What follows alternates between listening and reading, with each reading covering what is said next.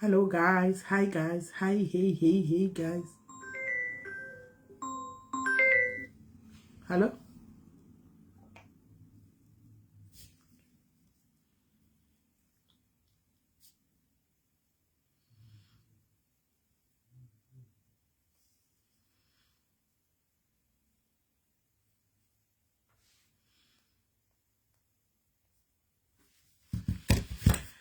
Hi Ritabile, how are you? How is Ireland today?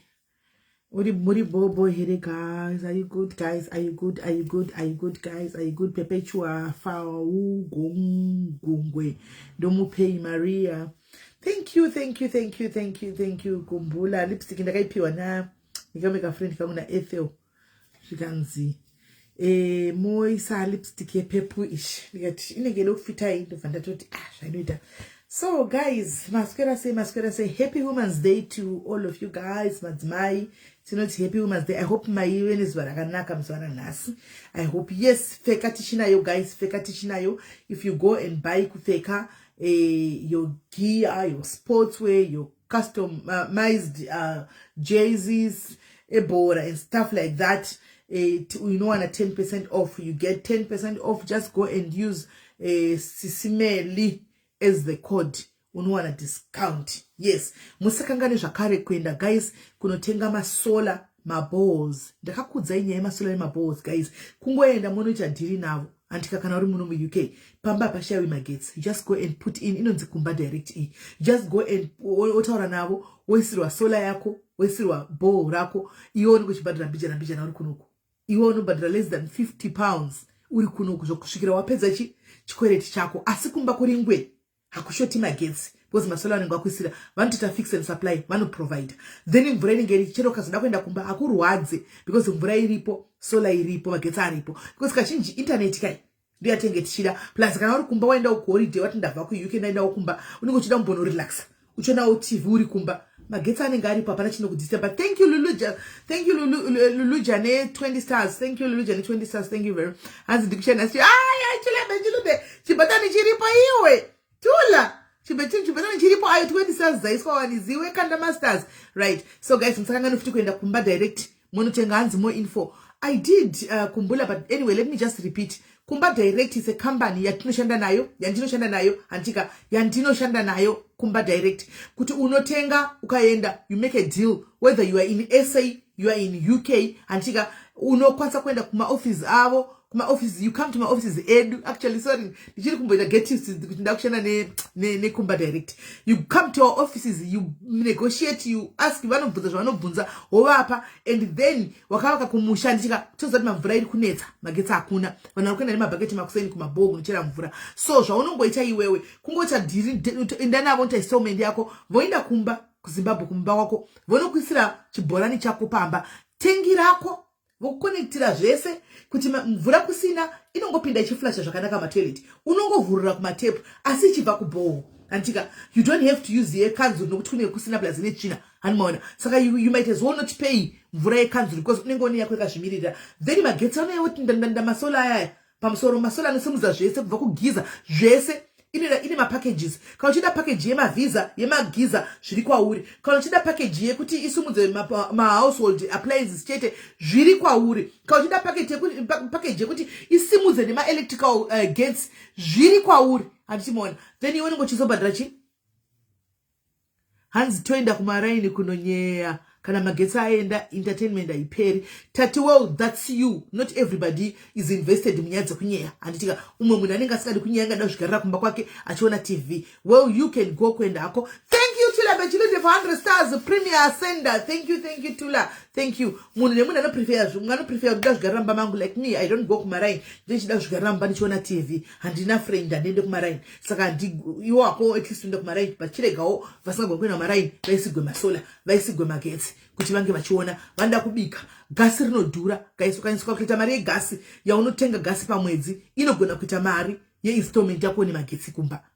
Unaona mari yaunotenga gasi kusa mugas tank kuti ubike negasi stove inogona kuita mari yaunobhadhara pamwedzi asi magetsi ako fridge kwakasimuka ukatenga nyama yako haiori handimona ukatenga zvinhu zvakati zvese zvinenge zvakamira zvakadaro saka zvinenge zvava kwauri kana uchida number you just come here wondibata ndokupa necode yacho ukashandisa code yedu unowanawo discount zvakare handitika ukangobata shandisa code yedu uchisvika kuti ndabva utaura SMD not smelly ndeyekupfeka SMD ndekumba direct vanotokumotomoronga majira enyu by next week but one mvura inenge yatobuda hanzi we are your friends Smelly, we are your friends okay Bridget, all right Bridget my friend, okay Bridget my friend, love you. Right, so guys toda timbotaura nyaya yematoxic asi ndasangana nevidhio randibata moyo randirwadza ndoda timboona tese video iri guys but ndazofara hangu but ndabatikana guys. I want to kana paine anybody anoziva mai ava guys, I also want to extend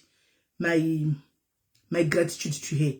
Ndo inonzi ndo kuve human ku guys, ndo inonzi humanitarian work, ndo kunonzi kuve nemoyo andimaona zvandaona apa, ndo kunonzi rudo from a South African to a Zimbabwean. Let's watch the video together. How much is this?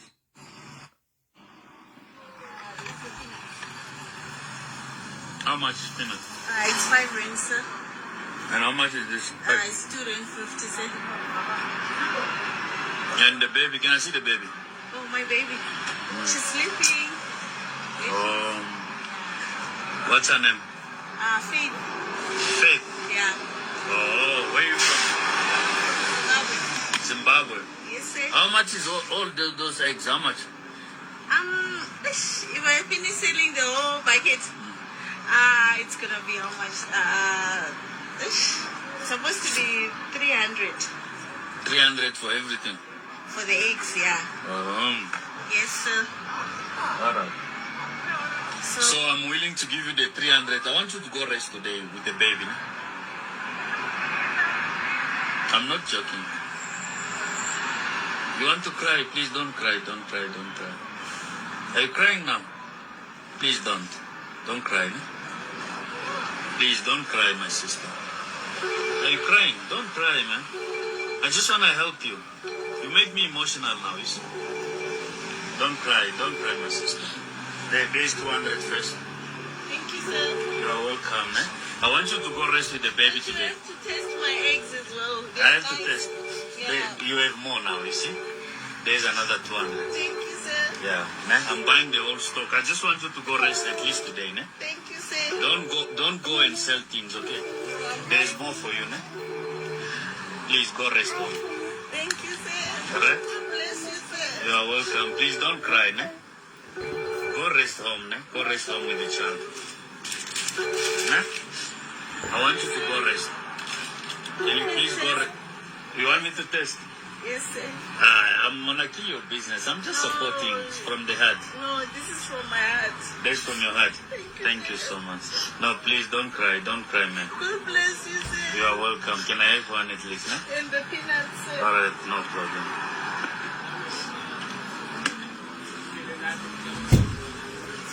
Now, Lambi. Thank you so much. Please don't cry, man, ne? Alright? Don't cry, ne? God Yeah. bless you. Yeah, you are welcome. We are all human beings. We have to help each other. We look after each other. You're my sister. It doesn't mean that you're from Zimbabwe, not my sister. Amen. You know, this thing that I do, I support my whole family, my mom, my sister, and my kids. I'm sorry about that, ne? Don't worry. I'm gonna cut the video now. I'm gonna give you my numbers. We're gonna keep in touch. I'm willing to help you more, ne? Thank you, sir. God bless you. You are welcome. God bless There is you. more for you, ne? Thank you, sir. You are welcome. God bless you, sir. Now you are welcome. Okay? God bless you, sir. Ah, you are welcome. Don't worry. Okay? I'm gonna see how we can look after you. Alright. Thank you, sir. Alright. Give that guy behind you. Give that guy also the card. Alright.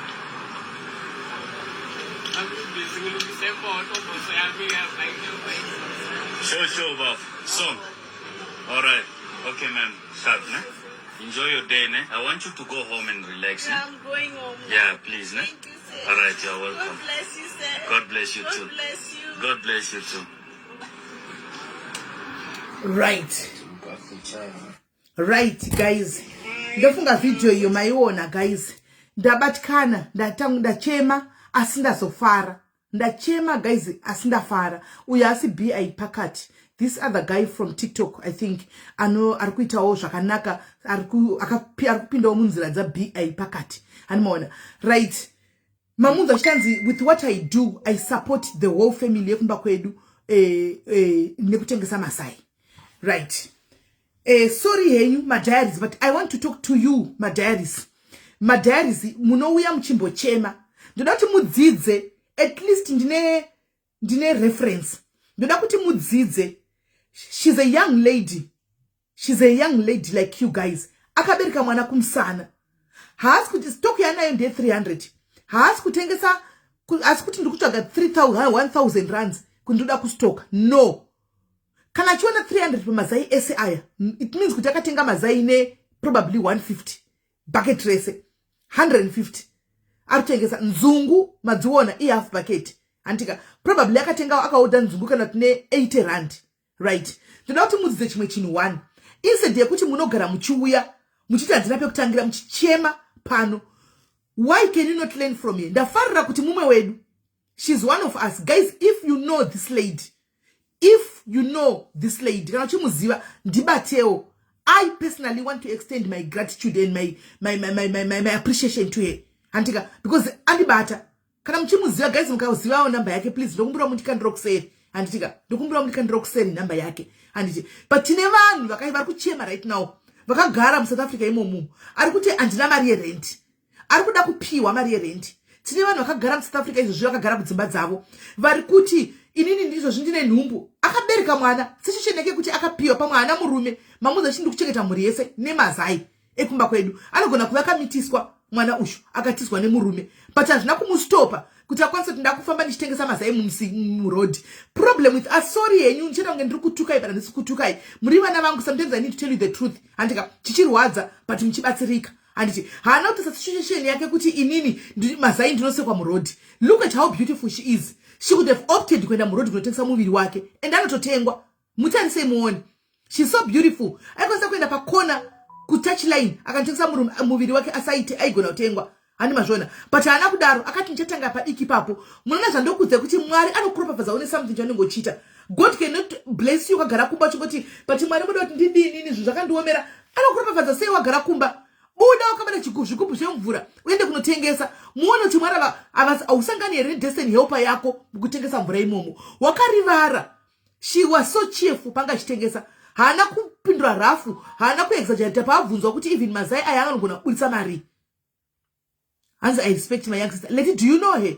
Please, if you know her, please, ndibateiwo kana muri kumuziva ndipewo namba yake. Animana ndipewo namba yake kana muri kumuziva. Nemwana kumusana, she is still doing it. Mutine vamwe vedu madiaries pano ari too relaxed. Vanoda zvinhu zvemahara sehonye. Vanoda zvinhu zviri easy sehonye. Kusimuka kuti handisi kuda mari yakawanda guys. Ndiri kukumbira munhu anondihodherawo mazai 60. Ndoda kutengesa. Ndiri kukumbira munhu anondihodherawo bucket 5 liter renyimo.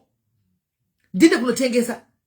Munoziva kuti munguva yezhezha muya guys kuti zvinhu zviri kucrossa kubva kuZimbabwe zvichipinda muno muzvinyoro zviri kubuda muminda kuZimbabwe. Unokwanisa kutenga bucket rembambaira ukasimuka ipapo.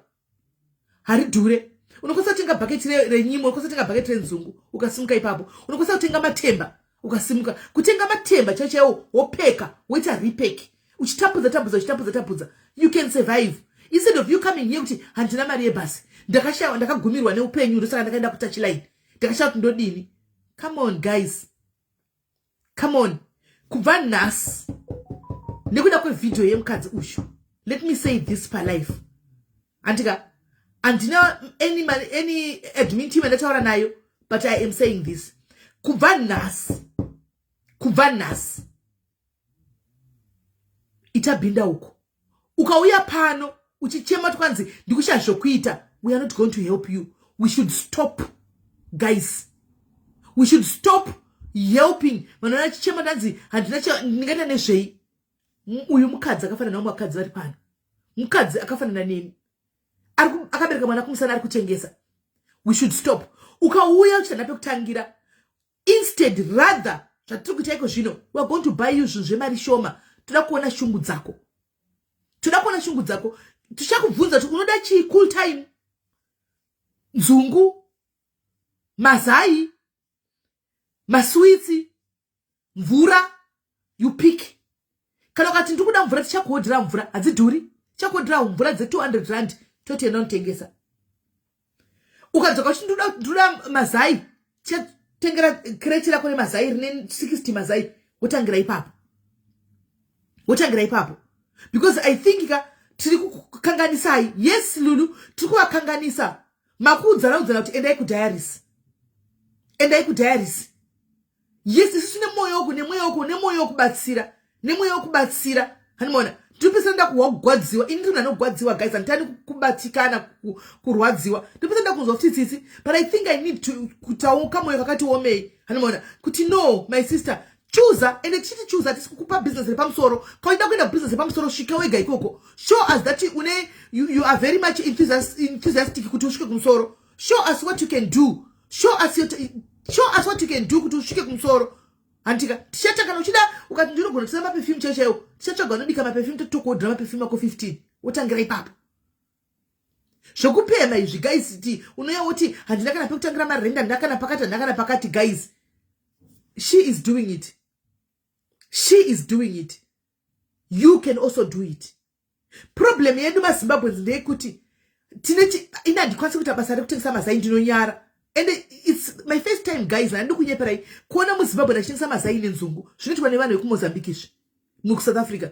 Zvinoitwa nevanhu vekumozambique ndivo vanotengesa mazai nenzungu nema-airtime nemvura. Zimbabwe nariti ndakambokudza histori yangu guys kuti tichipinda kubva kuZimbabwe tichangotanga kupinda muSA muno. Ndine murume wangu. That was 2006. Ndakambokudza histori yangu. Tisina bepa. Tasiya imba kuZimbabwe, tasiya life yedu kuZimbabwe, tapinda muno tikutanga. Ndakatengesa mvura.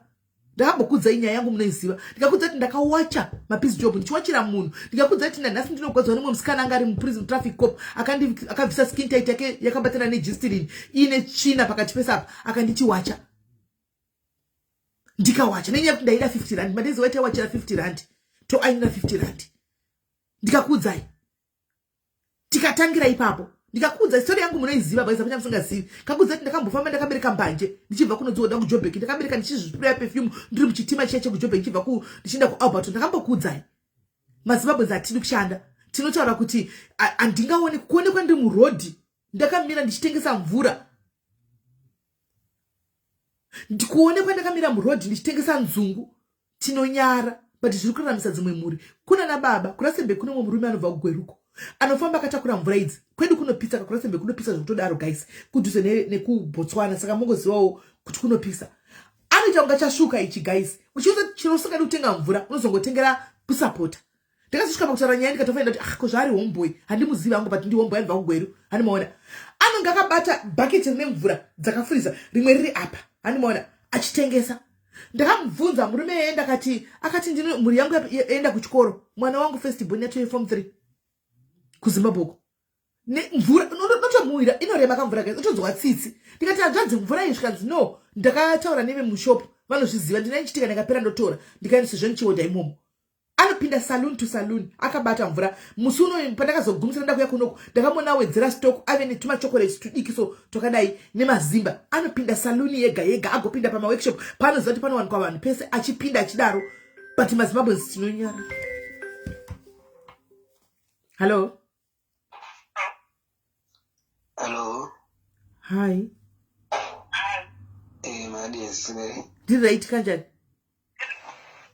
Right sis. Ndinamboisawo message pa WhatsApp ntsvango mudzimai positive.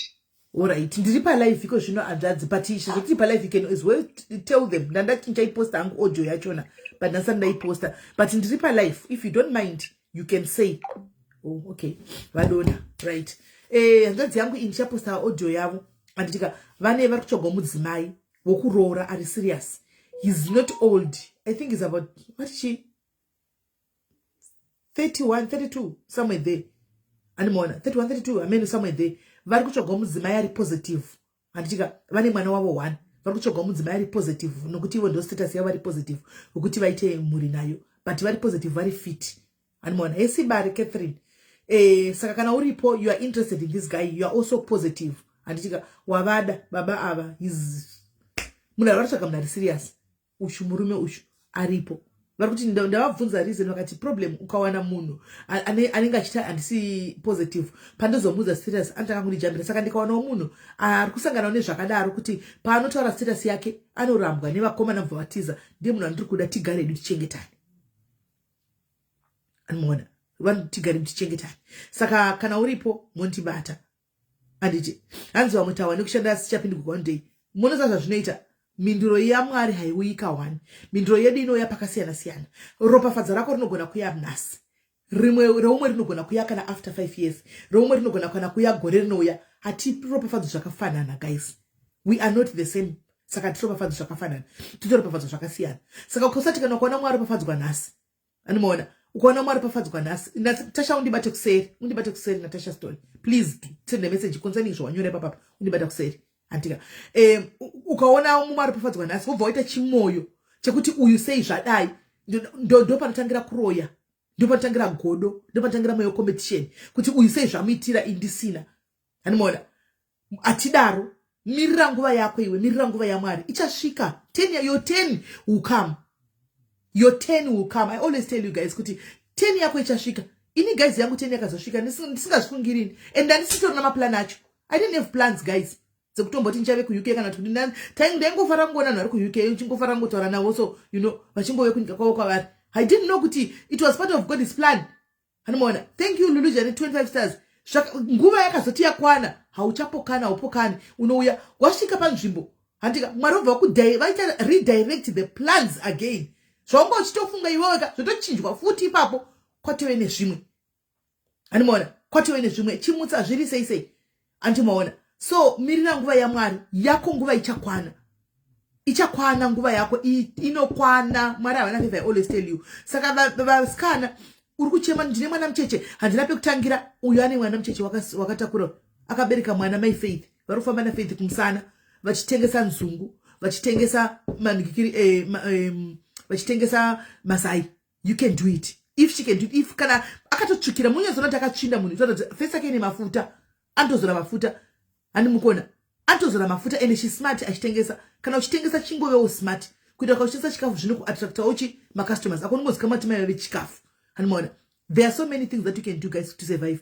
Instead of uti pano mchichema kubva nhasi mugare maziva ndaita announcement pano, usauya uchiti kwanzina chazipe kutangira handika. Ukauya pano chazipe kutangira, tiri kutengera mazai, tiri kutengera mafriziti, hatisi kuzokutengera staff inodarika 500 and tinokutengera iri stock, hatikupi mari, tinokutengera iri stock kuti all stock iyi go and work. Ndazvitaura pano muzazoti handina kuzvinzwa. Ndazvitaura pano tinokutengera stock iri 500 and less runs yekuti atozati tinogona kutengwa nemunhu wani totichinda unoshanda kudzoka nemasauzi, because vamwe vetakambokuitirai zvinhu zvemari yakawanda stereki hatina kumboona mari zauzi up to nanhasi. You still remember takamboita vamwe vana takavhurira tuck shop chichiniki chekubika machips vana princess vaya kuJoburg and stuff. We don't know what happened to them till today, kuti vakazovhara we don't know anything. So you start small, unotanga uchisumuka uchikura haumuki wakakura one day. Unotanga zvakufanana nekuita masocialize madiki arimo, unotanga uchikura nditi uchibuilda followership, uchibuilda kusvikira wakura anditika unosvika pakutozongokura kana uchiita zvauri kuita. Inokwana iyoyo mari yangu haikwani. Saka kana mchiti tinokhora 3000 haikwani, ko uya anokhora 300, ko uya anotengesa mazai 300 ende hazvidi kuti mazai anopera kapasuva pamwe anotosara nemamwe ozomatengesa futi mangwana. Saka ime mchema tandokhora 3000 haikwani. Guys, come on, let's learn to appreciate what God is giving us. Let's learn to appreciate zvatinazvo. Anomuona, let's learn to appreciate zvinhu zvatinazvo guys. Zvishoma izvozvo 3000 yakawandisa. Tasei ushu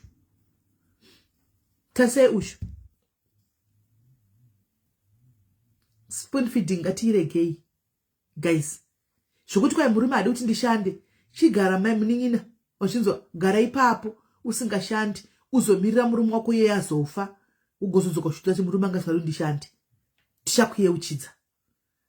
Kana kuti murume chirega abuda ainde newe matako makuru ugozonyatsa kuona manje tozokuyeuchidza manje kuti ko muri kudari batsiro gwanji manga musima makati murume nyangasari kuti mushande. Zvimwe zvinhu ndezvokuita nengani. Anti mazvona kuita nengani. You are working for yourself. There's nothing wrong ukachikudza kusa chimsika pagedhi uchitengesa mazepe panotobuda something chekuti musi wewe vana vatine nzara. Ngatidzei kudaro madzimai. Ngatidzei. Muziva kuti mirai ndimbokudzai chimwe chinhu chamusingazivi. Ndoda kunetsa, I want to be honest with you. Munoziva here kuti vanhu vekudiaspora vanokutumirai mari vazhinji vacho vanoshanda kupi? Munoziva here? Vamunenge muchiti diaspora tipeiwo mari. Do you know where they work? Ndoda kuudza icho kwandakudza tena ndimbokudzi zvinhu zvokunyepa. Do you know kuti vazhinji vacho vanoshanda muke? Munoziva kuti muke mwete nezve? Do you know kuti muke mwete nezve? Munozviziva? Muke munobiswa madhoti echembere dzimwe dzinenge dziri bedridden. Yes, of course, vanogona kuzviendera havo kutoilet, but you find kuti majority yacho inochinjwa madhaipa yakavata pambedha. Vanovagezesa. Mune vanorutsa zvekurutsa zviya. Anongove nechigwere chekutorutsa. Basa ravo kuorera marutsi wayo vachienda kunoisa kutoilet. Black tax kuAfrica, kana muri kuAfrica muine hama dzenyu dziri kuUK dzakauya nemasiwa. I want to tell you zviri kuita hama dzenyu kuti pamunenge makukumbira mari every month kana muchipa maproblems every month mutange mafunga muzive kana pamunodimanda kana kuklema mari kuhama dzenyu idzi dzakauya kudiaspora muzive zvavanenge vachiita. Unoriona duzvi riri apa uchipedza kuribvisa ugoenda kunohla. Do you know kuti vakawanda vachina mahouse girl? KuZimbabwe tinozoti hedu mahouse girl kuAfrica uko, but kunoko ndo atenge chiti supported living. Andika ndo live-in aya techiti live-in kungoti mastakasiyana, but ndo stay in kuZimbabwe vasikana vebasa vemudzimba. Izvi zvasiyana pakuti kuna imi munenge makapfeka ziuniform riya nechidhuku zvinotaridza kuti ndewe mumba. Kuno kwene wakapfeka chinenge chakatadza kunge ndechemanesi. Iwe first world country, but vanoita basa rekushanda mumba, vanoshanda mudzimba dzevanhu. Yamunzi ndiri kulive-in iya. Vese vamunoona vanoblinga guys vari kuUK vanenge vachikupai mari vachidi vanoshanda mudzimba dzevanhu. Achitogara pamba ipapo ndio inonzi live-in. Achimuka makusena achitocleana, achitobikira munhu ari kuchengeta pamba ipapo. Achitotora munhu yeye ari kuchengeta pamba ipapo achinda naye kuma exercise kana kutobuda naye achinda naye kupaki. Achimbotukwa. Munomboona mavideo emimi. Achimbotukwa nemunhu anoshandira but nyaya yemari hapana chekuita. Anza sonotambira mari yakawanda sisi. Kutambira mari yakawanda ndio zvotopai right kuti mudimande rasikana naisondo. Chero akatambira mari yakawanda mari yacho aniwana nemuseredzero. Imambati duzvimi South Africa. Let's be honest guys. Hambati madoti South Africa. Chero vakapuwa mari yakawanda. Vanofanira kuidya mari yavo nokuti vanobata tsvina. Haisi nyore kubata tsvina yemunhu mukuru guys. Haisi nyore. I'm not saying SIS MELLY, please get me where I'm coming from and where I'm going. I'm trying to inspire these people. And it havasives of course kana uine dzidzo yako kana ukaenda kuchikoro kwako unozo switch shifter, but ndikutaura kuti majority yehama dzenyu dzakauya kuno chero unless ari nesi maybe kana ari chete vakauya nemakosi ava ndikutotadza kuti if special vakauya nemakosi vanotukwa kudzwa SIS kuita sei, but varipo pamabasa vana kubva anotukwa nhasi makaona achisekera after chidzoka mba imomo mune munhu yeye anotogarapo vane mabills to pay. Munozati rent imari dzekunoko, munozati rent imari unosvipa kumeso nemuchembero unogara naye and you are not even allowed kuti umubate kana tudi. Chero vanoita zveneni vavai mwana womurungu anoshanda nogona kukava achikudhonza vhudzira chidini, you are not even allowed to respond. You are not even allowed to respond. Unotongoramba wakango uchingosekerera wakangomira kudai haubvumidzwi nemutemo. Saka hazviiti kuti guys ndikuzama ngokudza kuti pepa pamunenge muchidimanda muchita black tax paya muchiti havasikuda kutipawo mari havasikufunga toita sei makagara kumba. Nda kuti munyatsonzwisisa kuti vanhu vari kudhonza nzima sei, kuti vari kudhonza nzima sei. And two, kune makagara kumba muchidimanda mari kunoko muchitadza kutengesawo mazai zvata mukadzi wanda tozai pavidhio uchu kuti mukwanise kubatsira nepaside muchiti kwanzi kuri kubva mari yakawanda. Mari iyi vaneiwana nemuseredzera sikana. Sometimes you need to give them a break. Sometimes you just need to give them a break. Give them proper reasons to give you money guys. Kwete kuita relaxed uri kumba wakagara kuti vachatumira mwedzi wapera vachatitumira kubva kuningikiri ku diaspora sisi vangu variko vachatumira mari. Mari yacho ine museredzero guys, ine museredzero, handidi kunyeperai, ine museredzero. ndangoti muzive ndidarike nepo kuti tsvagai chekuita kuti mudi muzvibatire musangomira kwai kuti ndinasisi vangu 4 variko havanawo here maresponsibilities avo. Munoziva kuti after mabills chaiwo vanhu vanosara most of the times vasina kuti ndosaka muchina vachita mabasa 4 akuita mapiece job because akamirira basa 1 hazvibalance. Anenge ane vana vake, anenge ane chimabills. Mota yekuno kuzvisara neSouth Africa kuti inofamba mahara mutero unobhadhara ka1 hameno unotobhadhara road kwa inonzi chiro taxi iyo kuda inobhadhara pamwedzi here hameno. Antivazviona.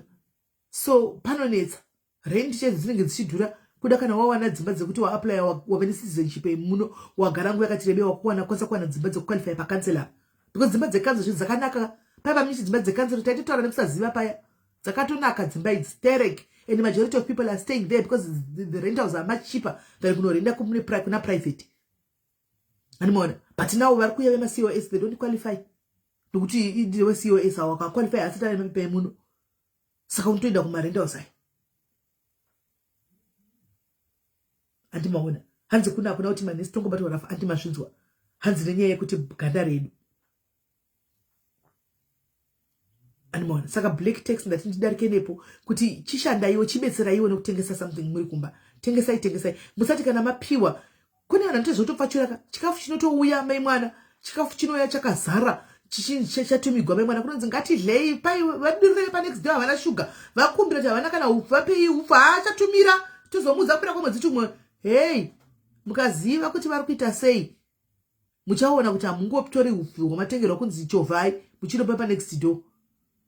Muchadzidza kuti munopotodzi munguva muchati ufu uregai tichiseveredza kuti vakwanise kuitawo zvinobatika paupenyu. Otherwise vanogona ngoshandira chikafu ichocho. Anmona vanogona ngoshandira chikafu ichocho. Right. Hande panya yedu yanasi. Tadarika nepo. Hande panya yedu yanasi guys. Dautare zvema toxic siblings. Right. Toxic siblings tikutaura vaningina vari toxic. Iva vasingatenda atubva kutaura. Vana sisi vasingatendi. Vana budhi vasingatendi. Madzikoma maningina vasingatendi. Vekuti mufamily munoita nyonga. Niye munhu wana kamanya uko akabvaka dai kana kuti ndisisi vanogwisanisa vaningina vese kusvika varuva namusoro kuita nyoka kuti vakanoruma uko voti go uko vodzoka voti go uko vogona.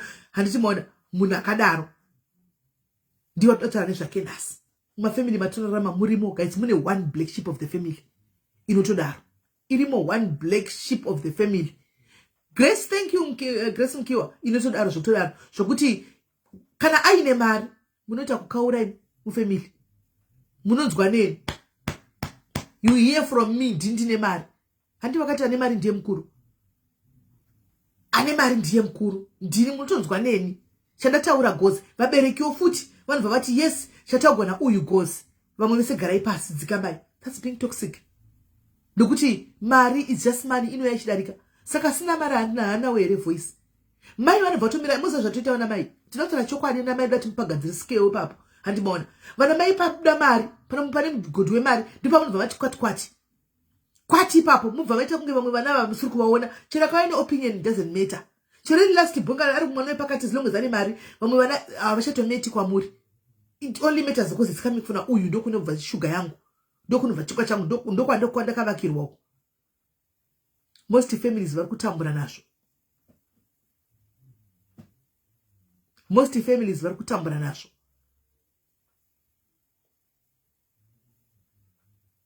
As I wish I can take my older sister, very toxic human being. Yes, variko. Zvotinosvika pakuti takaberekwa namai one here nemunhu kana takaberekwa namai vakasiyana. Zviri kufamba sei? Unosvika pakuchibvunza tiri mai one hapadi DNA here apa. Ari toxic zvake. Ende vana mai vanopeshedzerana mai ngatidzidzei kusapeshedzera vana. Tiri kugwisanisa vana, tiri kuparadzanisa vana mai. Tiri kuparadzanisa vana mufamily. Isu neunhu hwedu. Wokuti unomhanya uchinonyiya mwe mwana nemwe mwana. Unonyiya mwe mwana nemwe mwana.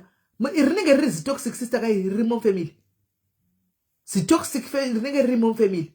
Ndo rinenge chudzwa isi, ndo rinenge richinyiya namai. Medzisiro pateve nemugano. Medzisiro vana chatoonani. Mai vakacreate gap. Pana kuti mai vakave gap. Vavhare gap. Mai ndo vakavhurira gap. Kuti vana vanyatso kuvengana. Right. Toda kumbovhurira maline. Andika kune vanoda kutaura Antika vane nyaya dzavo dzavanotoziva. Kumba kwenye ariko toxic sister, ariko toxic brother. Antika, you want to share your story with us. Antika, then toonesana kana kuti you want to ask for advice kato unoda kuita say it's up to you. Animona. So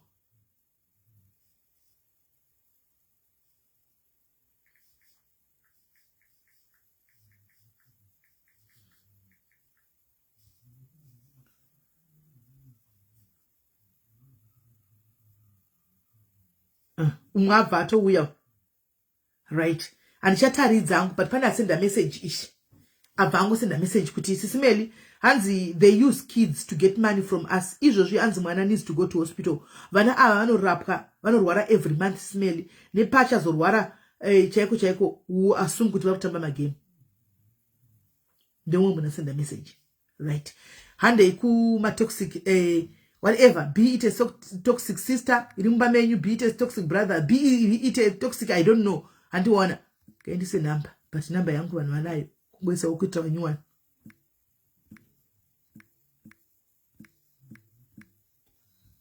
And one, right? The pin number, guys. If you want to share your story or you want to seek advices, better say in Nachazi, ndikadai, you want to share with us your story, you want to ask for advices. Antika hands do my game, do hope my game. Okay, right. You are free to call in number the pina. Call in. Let's hear what is happening. Kwenyu wakamira will say. Kwenyu wakamira will say. Kuna kwakuti, guys. Isusu kwenu takasiwa 3-4. We are 4, right? 2 boys, 2 girls. Anyway, with the boys, I don't have a problem. With the boys, I'm supposed to be very much close to my sister, guys. But how gutikani? Muna singa gonutenda. Muna ano, and this zio ningati she's secretly in competition. She might be watching this live. And this zivi. But ndakamuudza. I told her I had to write a message kwa ari chimuudza. Kuti, I don't know. What is this? Ukanza shoko rimwe rinenge richibuda chinza akataura, you'll be shocked. Kuti he? Tinozvagwa mumba mwechetero. Harizuti ka element kechi kanenge kari matiri. I don't know. But munhu kuti we are two vasikana ndomudane nemwoyo wangu wese zvokuti I'll take a bullet for her. But sometimes unotopesa utoona kuti ha munhu ndinomuitira zvaise zvanenge achida. So nenda ndomutasana chona soti mwana. But yo guys, amen. Hello dear. Hello, SIS MELLY. Yes, zviri sei? Hapana, ndikuda kutaurawo nyaya yangu ye-toxic sister. Inini nyaya yacho yakati rebei zvayo, but ndichatry kuti gagaga. Ndine sister yangu, mwana wamai mama vangu vakarorana, baba vangu vauya nevana vavo 2. Sister yangu neyakufather. Then sister yangu iyi ndiye mwana wangu ari wekutanga mumba muhombe. Ndakakura ari munhu yauya anga nemusikadzo. Zvinhu zvese zvaiita angangori mwana yaya. Unongoziva zvimwana yaya kuti ane musikanzo wekuti mhuri dzese dzinoziva kusvika kunana tete, vana sekuru, vanani, munhu wese anotoziva kuti ane musikanzo. Akambofeka on death. Vanhu vakaungana. Vakamuchema iye ari kamboenda kune mafriends amama vangu akanonyepa kuti mama varwarisa kuri kudiwa mari, akakolekta mari, akambobira mai vangu mari. That time yanga iri $4,000 kunana 1990 something yanga yakasevha namama iri yekuvaka. Andichazivi yanga iri kutenga imba kana kuti mota, but it was a lot of money during that time. Akaitora yese SIS MELLY akanoisquander mutown. Within a day angaita makeover. Zvokuti amai vangu vakadeedza mabread barret aya kuti vanomutsvaga because vaimuziva isi takakurira kukempe masoja. Mared barret vakauya naye vakati ndiye mwana wenyu. Amai vangu vakati hazivi. Vatadza kumurecognize, aitwa makeover nemari yaaba. Akapinda muchikurubhi. Amai vangu vakafonera Chihuri vakati tisai munhu akauraya munhu muise mwana wangu. Ndamutadza.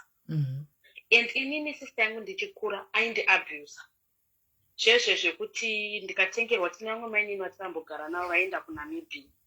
Muchiri kuziva bhutsu dzainzi maspice so dzakaita zvimagumugumu. Mazigumu. Black and white. Maspice shoes.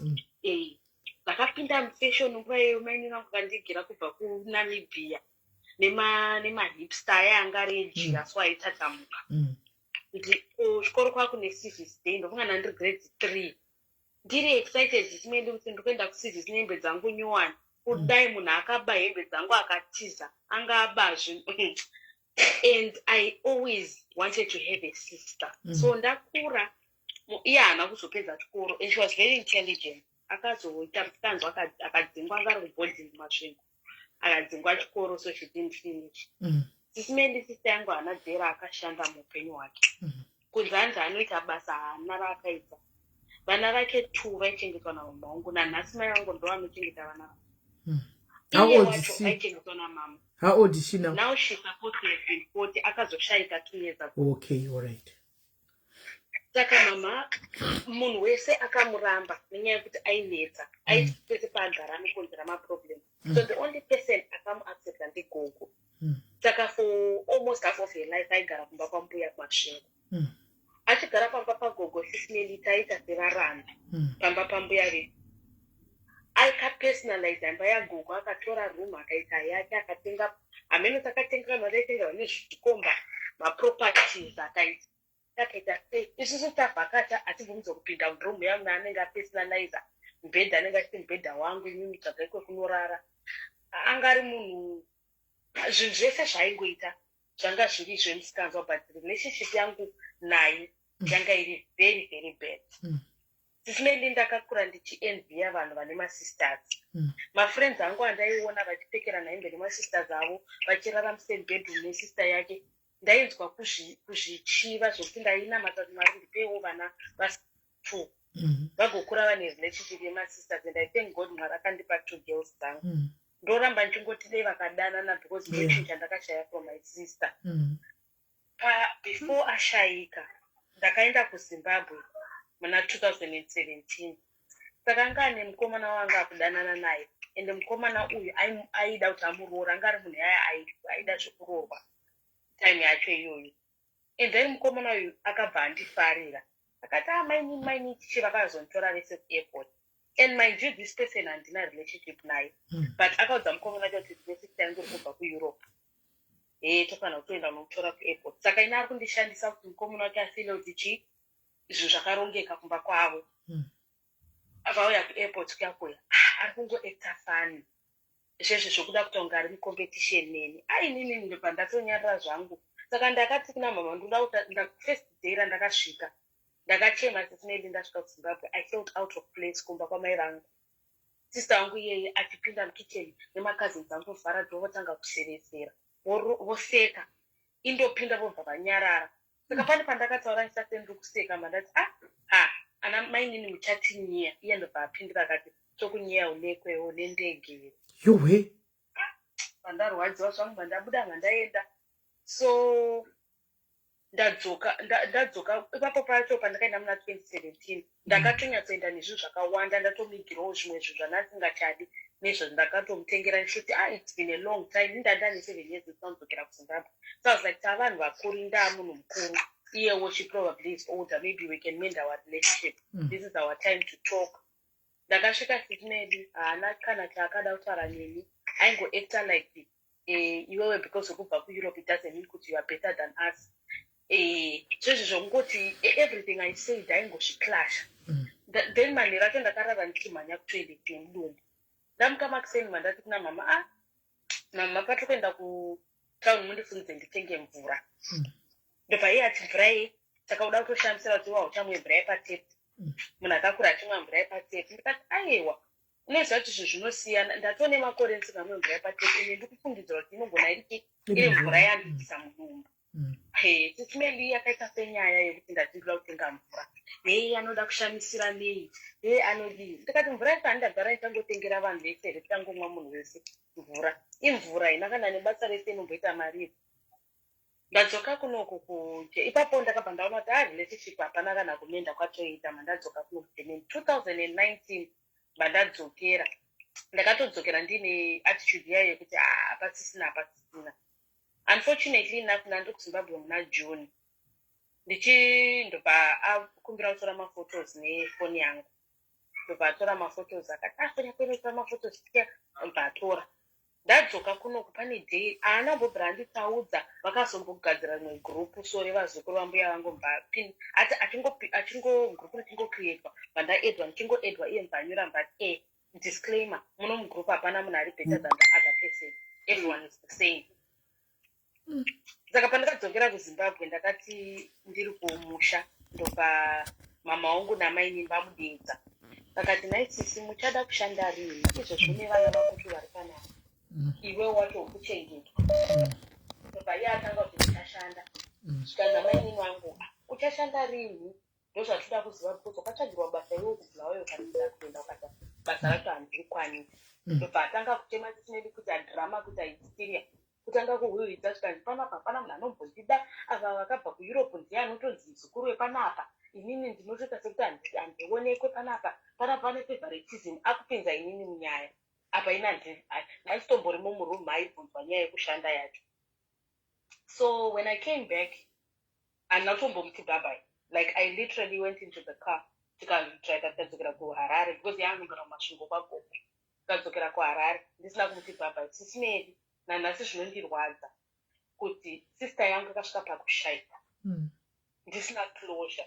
I feel like I tried but I feel like maybe ndaifila nani dei ndakambosvika padei rekuita conversation naye rekumudza everything that I'm explaining to you today kuti aindifilisa sei ndichikura pese paakandibira zvinhu zvakandibira pese paakataura sisimeli inini ndiri munhu mutema munondiziva ainditi bleki achiti mbuya mugogodhe chine mazino akatarisana ndomashoko andoremember for my sister handina dhera akanditi black beautiful chima compliments andakazopiwa nevandakura ndakakura ndine low self esteem nenyaya yesister yangu ndava kunoku 2019 June vandadzoka kunoku November akaita accident ane murume wemunhu mbavafira on the spot.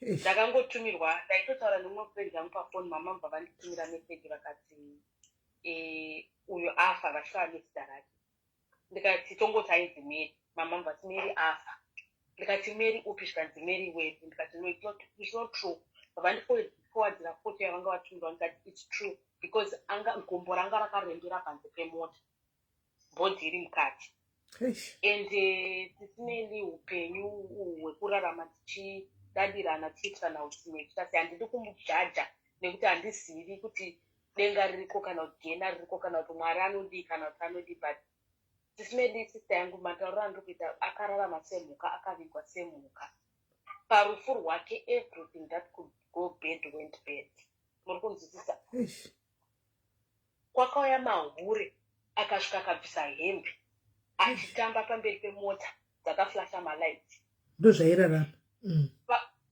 pakauya mahure achiti vada kuba kofi vanorisiya kubvawo hameno kuti culture rodzi iyoyo yavaida kuita vabakuzo vakazomira ainda kubhawa anga ari munhu wemabhawa zvatozikanwa and aitotyiwa even kumasvingo kwacho kwaaigara ikoko vaitomuziva baba vangu ndo vakamira vakati hapana munhu anotora kofini panapa vatoona mahwidha aya vauya nezvimota nezvimakombi vachitoda kuendesa kofini kubhawa vanorisiya mukati apa that time anga atoora akunhuhwa zvakaitika ndezvekuti paakaendeswa kumochari hanzi ana mama vakasvika ari panze pemochari vanhu vemochari vakamukanda panze for whatever reason saka vakasvika atoshata nemagumbeze nechine inonzi chi-embalming yavanoita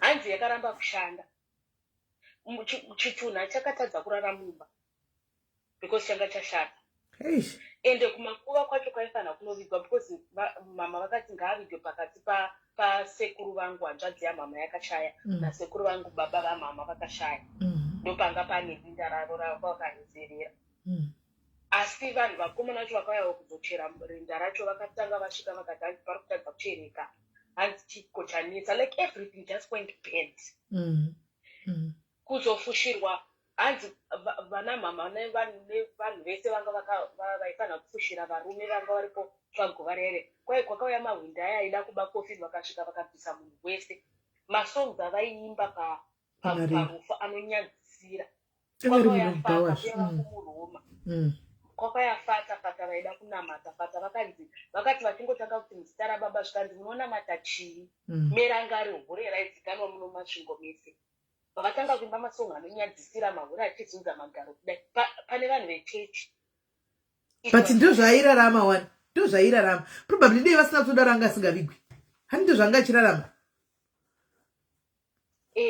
but dignity yacho yekushaya it also felt bad for mama because mama but your mom knew when she was alive your mom knew kuti mwana wangu anda upawanti she knew yes so there was no need for her to feel bad because vanga vasina avo need to feel bad though because mabasa zveshe zvawachaura kuti mabasa akwana kuteverera ini nhasi ndikafa madhayari zamuye mishe zvandoita here munotoya muchiita zvandinotoita exactly saka vaitoita zvavaitoita of course dignity kuna mai but sezvo mati aive munhu aizikamwa masvingo ese nenyaya yechifambi saka zvakangofanira chichodo yakavigwa nedignity asi vanhu aingoziva kuti Mary wafa uyu yanga iri Johnny Walker yemumasvingo exactly.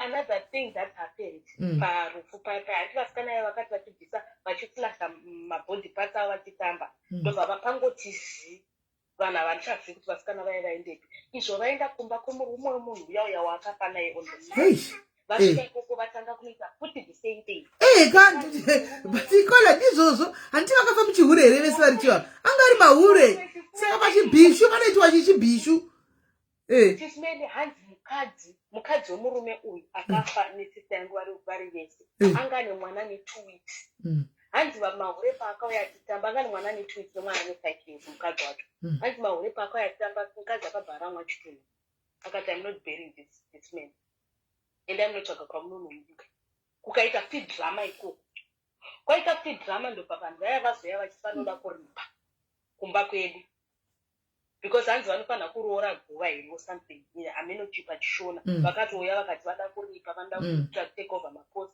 ese echichi but zvinhu zvacho zvanga zvatokanganisika kare like everything was wrong chitunha chakazotanga chaora within a day chitunha chachatoora chanzi chasvikurwa chiri panzi pemochari hameno zvava zvakafamba sei kumochari kwacho like everything was just not going well but ini ndakazoti afterwards okay pane pandasirira a week before sister yangu ashayika akashayika Saturday I think Wednesday yacho akandinyorera message ndasangana namba yake ndakaidzimita akandinyorera message mbati anomboti hi anomboti my sister kana kuti wakadii kana kuti chi wakazofamba sei kuenda kunyika kwauri haana kutaura akangonyora kuti une mafoto uchiri nemafoto zangu here mufoni mangu inini sisimeli kutaura chokwadi mafoto zindandinawo ndakamuti handina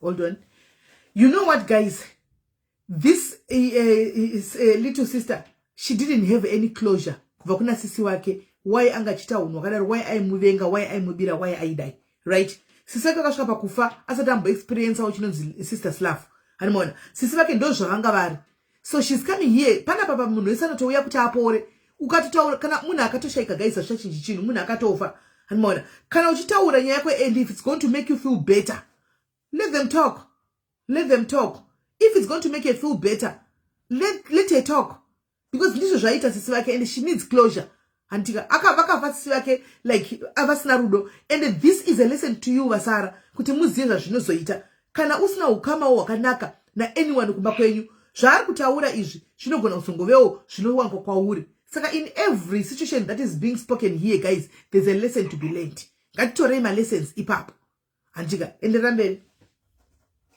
ndandichiti akandibvunza kuti uchiri nemafotos here mufoni mako and to be honest handakongotarisa in mafotos ndandinawo pandakamuti handina because ndandiri bhita kuti wakandiitisa zvakaipa ndauya kuzimbabwe izvezvi ndakatraya kutaura newe kuiwawo nerelationship zvikaramba now haundimhoresi the only thing taunongotanga nekundibvunza ndizvo kuti ndine mafoto here but ashayika ndakazomurota ndofunga on 2 occasions and I started thinking kuti maybe semunhu ane pride paakandinyorera ipapo kuti mafotos maybe aihopawo kuti inini chaita sei ndichamutumira mafotos aya totanga kuita conversation ndo zvandakafila that's why ndandichiti ndongofila kuti handaunyatsowana closure yekuti I feel like maybe netakakwanisa kutaurira ndakakwanisa kuita pour out all these things kwaari like I said nyaya yacho zvakawandisa nyaya ndangoti gaga like a few things that I could give. But zvinhu zvakawanda zvaindihonta.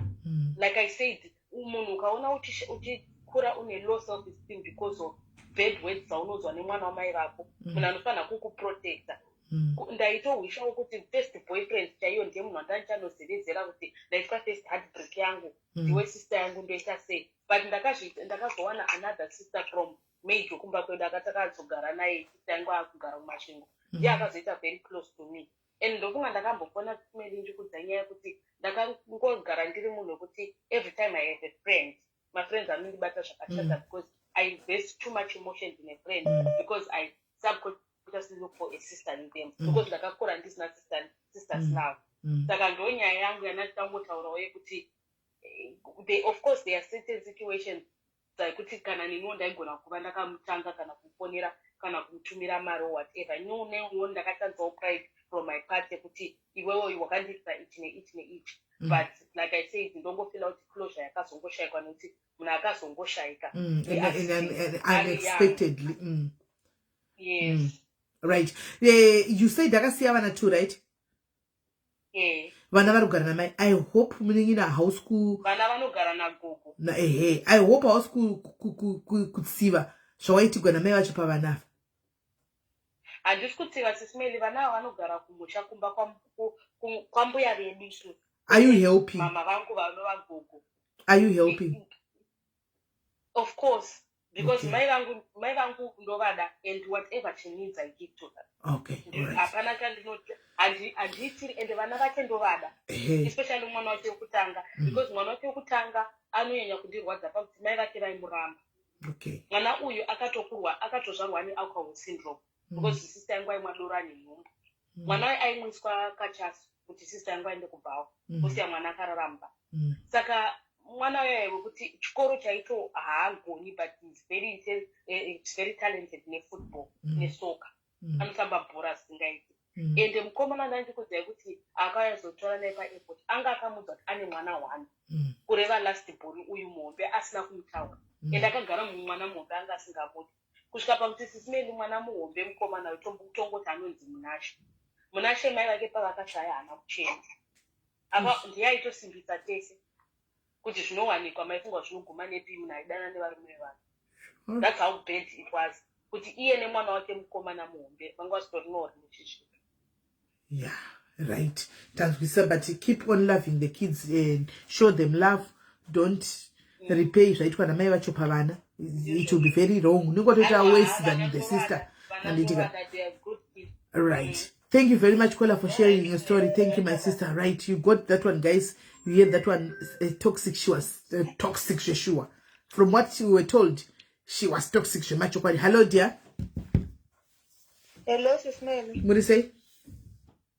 Ndiri right hangu, muri right here kwa Chari soko. Tiri nani soko Chari. Ndafona nenyaya toxic siblings.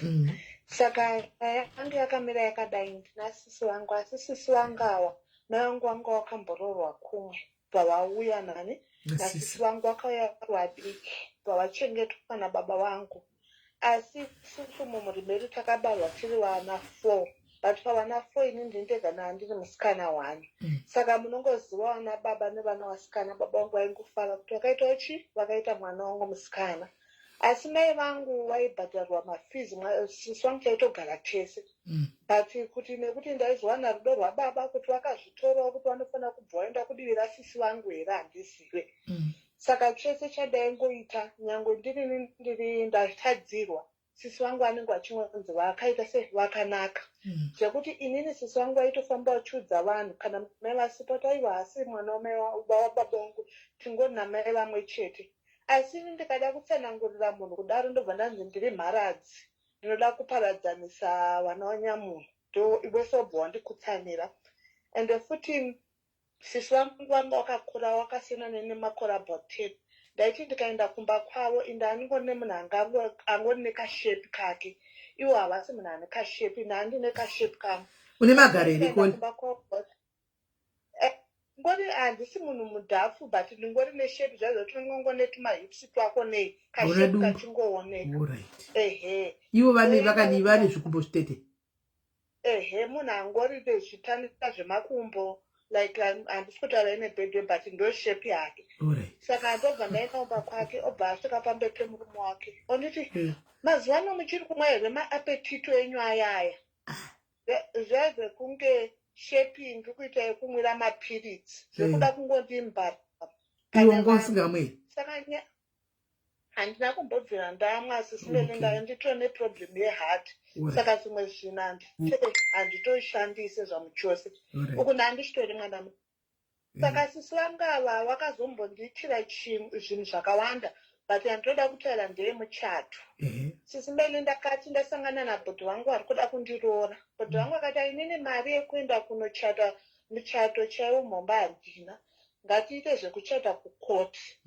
Tadaro tiri kusuma vabereki. Sisi vangu yangu varimo vakati kana inini handina mbodoti muchato mukoti ndingatobatsire mugoite muchato muhombe. Vagoti vachatipa mari yezvenyu, vachatipa mari yekeke, wakati vachatibatsira kuhaya gauni remuchato. Sisimeli bva tanyatsa wabudirira pachino kuti hatina mari, wakati hazvina basa.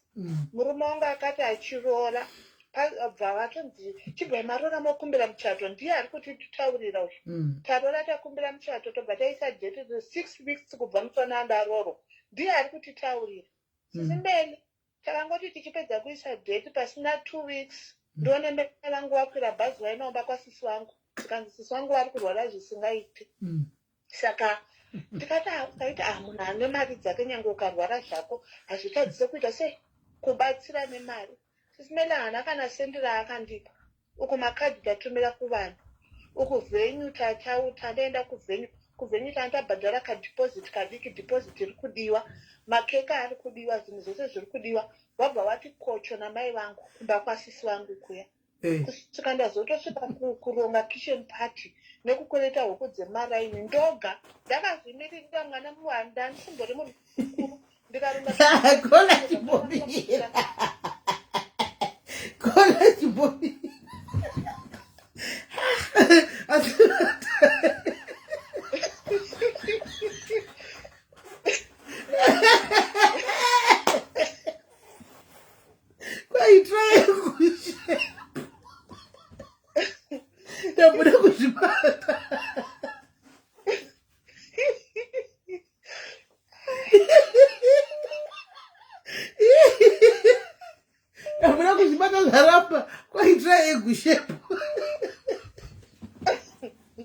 Gezi, zvakaoma.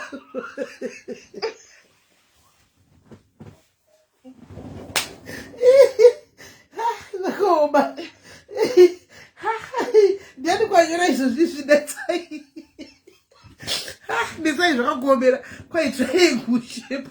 Hai zvakaoma. Ndirambirako. Hai. Azvipanobodo. Zamanandaro ndazomira ndoga paya. Anonzani ndamira ndoga paya. Mazuva kitchen party yatanga mai vangu ndopa vakazodhika. Vakati ari kutorwara ukanganzi aenda mukumurambi, munongoziva kumurambi kunodhika. Chinzi waenda kumurambi atokurirwa nemabills. Sisimeli muchato wakasvika takungonegoshera nevanhu vaive apa takatozomhanya kusaidhi remurume wangu akatozoita meeting ndo vakatozopledha zvinhu zvakawanda zvemuchato ndobva nemari neine kubva ikoko.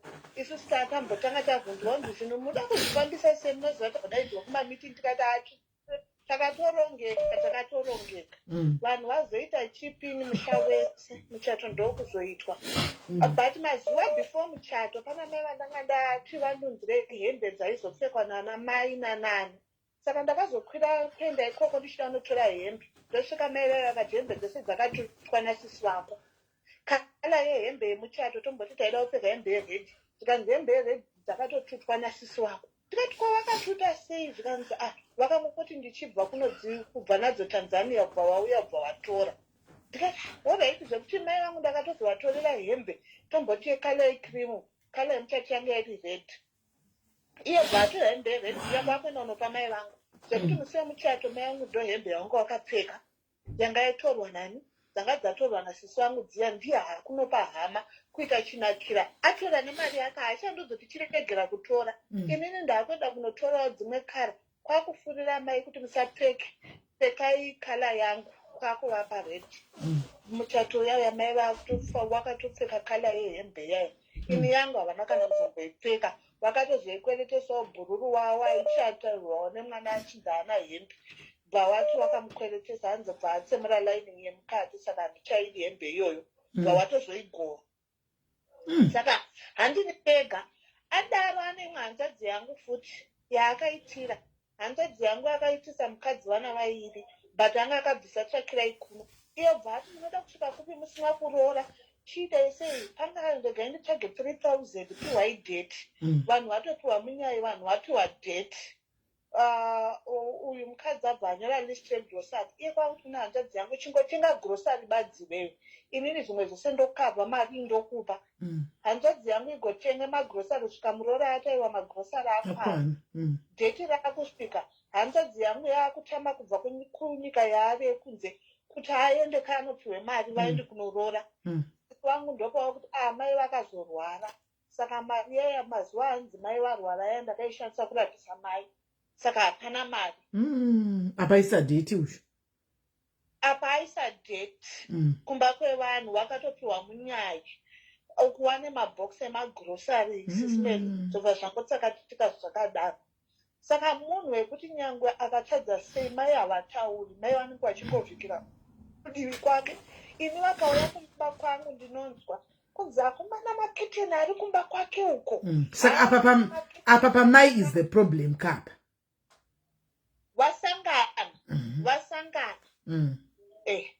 vasangana because sisi vangu inini vanokwanisa kudzoredzera mai munhu atori nechigaro chikuru muchechi chekutoita pastor yekuti anotofamba kune mamwe masangano saka tikati nyangwe mai but iye kane chigaro chake ka munhu wekuti anofanira kunge achikwanisa kudzoredzera iye ndiye anowedzera ini ndakamboenda kumba uku unoti ukatumira kana zvinhu because inde akazobuda hangu munyika mwari akandiitira nyasha murume wangu anga ari doctor akebva ndazobuda munyika but munoti ndimukaienda ikoko kumba ikoko SIS MELLY vanosvika iye anotonga ini pane pandakamboenda ndakambosiya vana ndichiti nditanga ndagadzikana kunyika yandiri pandakadzokera SIS MELLY ndakasvika ari kudya chino chibhawo cheserevhita ndikabvunza mwana wangu ndikati wadya here zvikanzi hatina kudya kubva makuseni mumba mababa vangu inini baba vangu vanidzisa havana kumbobvira wakada kupatsanura but nekuda kweunhu hwake ka unonyatsotozofila kuda kutanga kutoita division kuitsvagiridza mumba mababa vangu maanoya achidare iye baba vake vakafa hana kana kuenda unobata maoko ndomari kudya chibhawo cheserevhita chinyima vana vevako vana havana kudya zuva rese imagine ndaburuka ndege SIS MELLY ndakasvika ndichimira papoto kukanga kutanga kubikira vana chikafu asi serevhita irimo asi serevhita wadya akandidyira nemasiku nyaya dzacho hadzipere but nyaya zvangu zvichitaurwa zviya kunzi vaiva nezvigaro kumachechi ende futi dzimwe nyaya dzinonetsa SIS MELLY zvekunzi munhu anenge auya nemwana wake zvakanaka kuchengeta asi futi dzimwe nguva idambudziko because vana ivavo vanotozotionesa moto isusu nge tine mhosva yatakapara kutiwo takakura nana baba nekuti ini baba unga vana kumbomitira utsinye vakatomenesa kuchikoro but atitengesa musoro vanobva vati namai vakati kwichu vari tu hapana mai vanenge voyaye kuti mwana wangu at least ndakabva naye hasi uye pano kuti takakuwatsitsi zvakutokanganisa uyu mwana wacho futi pano pachidzoredzera mwana vakutokanganisa mwana saka ndozopamba pacho ndo vakutotonga varivo anenge achitobvidhaira kunge zvinonzi muri kuona zvekuti munodzamana makutodhonzerana badzi nyangwe wewe wauya uine runyararo okay but pakuzodlawo chibhawo cheporiji vana vakatarisa apa pane problem hombe chaipo ndikaendesa mwana wangu kuchikoro ndisati ndavabvisa ndaiti ndikaendesa mwana wangu kuchikoro chemari tombotoona kuti nguva iyoyo zvinenge zviri kuita woisawo kuti rega tisinzi vana ndisipo chirega vaendawo pakanaka kuti vasabva vaona kuti mubereka hapa handiti iye anenge ndinotonzwa nekufonerwa kunzi iye wakaenda chikoro chavo chakazara varungu manje chikoro chavo ndechevarungu kunge zvinonzi tiri kukwikwidzana inini nei ndisingaite zvinhu zvekuti ndiri kukwikwidzana nemunhu asi iye chese chinoitika ndakaenda kuchikoro ndikaita masters iye akabva aenda kunoindurora kuchikoro haana kana O level asi akanoindurora kuchikoro chemufundisi chekuti aingoti pese paari kutogara nemunhu anenge achingoti kuchikoro kwakaoma zvekuti vanhu vese kana njodzi dzamunhu wese anga angoseka kuti haada zviyaita zvekuita kuratidza kunge tiri chii competition saka zvakaoma ina ndoona kunge mai vakamuka vakarara akasisime ndokupera kwazvo ndiri kungosesedza kuti handisi kuda kuita noise asi munoziva sisimeli mai vangu vakamborwara ini ndina ndakavaisa pamedical aid vaenda kumba kwasisi vangu ana sekuru vose vakaunganidzwa vakatenda sisi vangu waita basa nekuchengeta mai waita basa nekuchengeta asi vari kuratiswa nemedical aid yangu muri kuona havachabude pachena kuti aiwa medical aid ndeya uyu aivasuke pano vavuye pano ngeuyu ayekwa toxic mam dambudziko renyu hombe ritori kuna mai saka ine tangomirira kusesedza kuti mwari kana vatara vatora aiwa but hatizomiriri izvozvo kola hatisuviri zvakada hatitauri zvatotaura nemuromo yedu zvinoitika hatitauri zvotamirira kuti mai vadai kokatanga uriwe nyangwe ndikatanga ndiri nesisimeli atotanga ndokupera kwazvo nekuti inini ndo zvandakotarisira nekuti ndanzwa nyaya dzacho ukadzitaura unotoridza mhere but ndaneti saka ndakangoti aiyewo inini chandiri kuda runyararo asi musi unongonzi zvadaiwo neni kutoriwana makotsi zveupenyu hwese zvokuti nyanga handida hangu kana kutomuona kana nyaya zvakadai ya pakaipa pane hondo zveshuwa itse wo chaichaiyo. Right, thank you very much Kola. I just hope one day kuti your sister wachamuka vaonawo kuti pamwe kuda akaita magaro anogona kuti awashashoma maybe ane muri akazomwa mapirisi maapetitwe akazomwa maapetito akamwa mapirisi papa tizive kuti akazodika kuti mwari wakawanzawo nyasha maybe zvakaoma hey pamwe ndizadziri hasha dzezetirengu yataugwai pakaipa zvakaoma. Alright Kola, thank you very much. Pakaipa pakaipa uko kwanetsawo uko yarutoti kana mai vakanzi nhasi vafa kana kuti paitika something kutoperana makotsi zvachose handidi kana kumuona zvinongokutaridza megagaitsi kuti mumba mumatove nedisinyongori chaiyo umwe neumwe utongoita zvakanzi utongosesedzera kuti mai ndisahita mai otherwise mai vakanzi nhasi vapindira vatorwa naMwari, that will be the end. So you can see how it is guys, my toxic sisters, siblings, whatever tinenge tinawo mumba regai timbotitira makozi omwe wangu achifona tone. Yeah, but apa case mai is the biggest problem. Right, pana idea unzwa. I'll talk about the idea unzwa. All right. Hello, pama toxic siblings. Hello.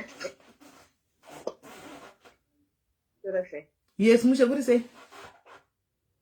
Ndiri boy angu murishe. Ndiri boy.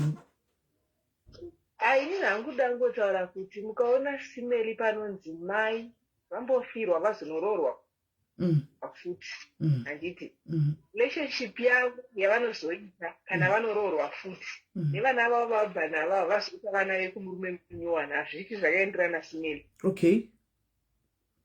Okay. Vamwe mamai anokoshesa mere kuti vanenge vapinda kudarika vana vavo. Alright. Saka apa panenge ari kufavor anenge ari kuadvantage ndeupi? Wabviwa naye kana kuti wepamba apa? Wepamba apa anenge atwa murume. But in the cases dzakachiya makolazi vatoita sokutoti vakabviwa navo vana ava two vese ndo vakutonetsa ava vepo ava vana sei? Hai musimeli ndakairarama life iyo kanyibero shimoli mukangoona wangu wanzi wangozwa kuti baba wako kufa mai vazonowanikwa futi life haizombofi yakaenderana musiadhinyebera. Okay, saka venyu vakasheka vakanororwa kumwe ayo inini baba wangu akafa muswa nekukwanisa 4 years simeli ndobva vaina nororwa kumwe saka vanororwa kumwe saka vanororwa kumwe wangoni makore mangani 4 iwayo? Baba wangu akafa ndine muswa ndakakwanisa 4 years simeli pakafa baba wangu akazororwa 27. mangu wave nemakore mangani? ipapo ndatova kuma grade 3, grade 4, grade 5. Okay, so wangori 1. Aiwa 3. Okay, saka masvika kwakuya now what happened? Sineni. Aiwa zvimwe ndichakudze hangu pasiri palive ndingange ndine vanenge vakanditeerera but ndangokudze hangu simeli ukazoona chinzi baba mafirwa mai vazoenda kumarriage ino life yenyu inozochibhenda chaiwo chaiwo hazviti zvakafanana hazviiti even nanasi. aiwa vabereki vangu vose vakazotofaini vakazoshaya. Ko imimi relationship yenyu like now imimi yamira sei? Vana vakazosvarwa uku kune vakabviwa navavo yakamira sei? aiwa apa vana hatina kana problem isu vatongoona mai vakwanira zvimwe zvinhu kana uga unotomboseka kuti but paya mai vedu vaida kuzama kumboita vavo kuichengetedza kudini wega unotombozvibvunza kuti asi mwari ka amen. Yeah, thank you very much. Another angle. Uchinzi wafirwa nababa mai vozonotanga imwe marriage. Aiwa zviya simeli panenge patoipa. Right. Hani muri kunzwa imwe angle yaina kola. Thank you very much kola. Thank you very much. Manzwa angle yaina kola. Hanzi kwavo it was a different case. Ukaona baba vakafa mukasara muina mai chete vakazonororwa kumwe panotanga namo. Kwai mateve mabhora chaiwo. Kana maveku anyway hana kunyasa kwasa kutaura but judging from what she's saying pandazo pange pane nyaya chayanga iripo right. Paita hide panapa yauya antika. Please simeli hide. I have a toxic ex-husband who is a mental health nurse. Tine 2 children. Iye anoda 1 mukuru ane 17. Anompa pocket money £100 every week. Asi haadi mudiki wacho. Hatotauri naye chero kadi zvaro hana chaanomupa. Now vana vanotenetsana mumwe paanouya new clothes and takeaways mumwe asina. Anouya ne takeaway and new clothes pas umwe achiuya asina. As a result I stopped him from seeing vana. Now his family says I'm toxic. Nekuti ndiri bitter. Mufunge baba iva vanopesanisa vana zvinorwadza. Even though he no longer sees them, but he divides them by loving the older. He divided them by loving the older and ignoring the girl. Right. I don't know. Caller is in the comment section. I don't know whether to ask this question. Kuti no wana mindoreka kuti caller. Apana mboita mahunga ere pamangamburi mune pamakaita nhumbu yemwana wechiwo kutanga na wechitu ushu kuti maybe mwana asi wangu. Hapana ere kumboita mahunga because kana pakamboita mahunga it could be the problem kuti baba vasigutsikana kuti mwana ndewawo. Why would he choose one? Achisiya musvika kutengera umwe hembe orga kutengera mumwe otengera mateka we umwe orga kutengera mumwe opamwe pocket money osiya. Kana kuti kola amuna ere kumboita zvichizvo kufamba izvi mukabatwa mine vamu boyfriend or something, because we are trying to understand kuti reason yacho inenge iri yei yekuti baba vanoda wani mwana kana kuti reason inenge itori yei kuti vari kuda uyu noti mukomana uyu noti musikana but chero chinzi anogona kuvada vese but tongoti anogona kuzoda zviri less kumusikana but ikati I'm going to call you back but zvokuzoti anobva atoti uyu hatomudi zvachose ameno guys ameno regai tione kuti anogona kupindura here achitiudza kuti hapana here zvakamboitika pakazobatwa mimba yemwana wechitu hapana here matoksi akambobuda ekuti mwana hasi wangu kana things like that, because kazhinji ndo zvinenge zvambotaurika. Okay, hanzi mwana wacho anowirana na baba vacho anoda designer clothes chete, anowirana na baba vacho anoda designer clothes chete just like baba vake, plus going to the gym. Apa is standing exactly like his father. I am with someone new now and he is very supportive towards vana vese, but ndaibva zvangu chese chinotengwa the new stepfather hana basa nacho. The fridge is overflowing with food but anoswerera hake takeaways from his father. Chero kuenda kubasa hasi kuda because of the pocket money. Apa the pressure of getting him everything he needs is too much for me alone. This is so simple, my sister, so simple. Haniti une munhu munyuwani partner munyuwani anoda vana zvokutodaro, une munhu munyuwani anosupporta fridge izvo zvizere kuti me handitika hadi kula chikafu cheyanda kula chababa wake handiti stepfather nyona anotengera vana ava vese zvese antika problem solved. Uyu hadi chikafu chawo cha stepfather antika hadi chito stepfather ngachitirawo musikana madesign aya ngachitengerawo musikana uyu ngachitigwa na baba wake problem solved. hauna zvaungaita. At least iwo minus. Mari yaye yekuti mutengere vanhu 2, mochitengera musikana 1 uyu zvinonyazo kudhura. Uyu mukomana uchipuwa nababa vake. Regai adla ake mateka uyu anti mari baba vake anenge achidla. Uyu musikana wanga achidlawo zviri mupoketi, zviri mufiriji zvakati meiri. Problem solved. Munganetsikana nune 17 years wokuti next year munenge matomurumura. Hence the pocket money is sent directly to his personal account and I don't have any access to it. No problem. There's no need for you to have the personal access, my sister. Let him regachengete Maria because next year by 18 kanoshancha koko closure. No pacha wona kakuti life yakamira sei. Hanti is just 17. Kosa 6 months to go kuti apinde me 18 anditi. Pa 18 anti mtemo ku UK unoti 18 mwana can move out of the house ono zvimirira. Saka regaya chengete Maria ke iwo what you can do is baba ngachita close ni mwana msikana and iwo mwana msikana wako msikana chiri mudiki poto uchibhengera mwana uchikanda utumari mu savings ye mwana msikana.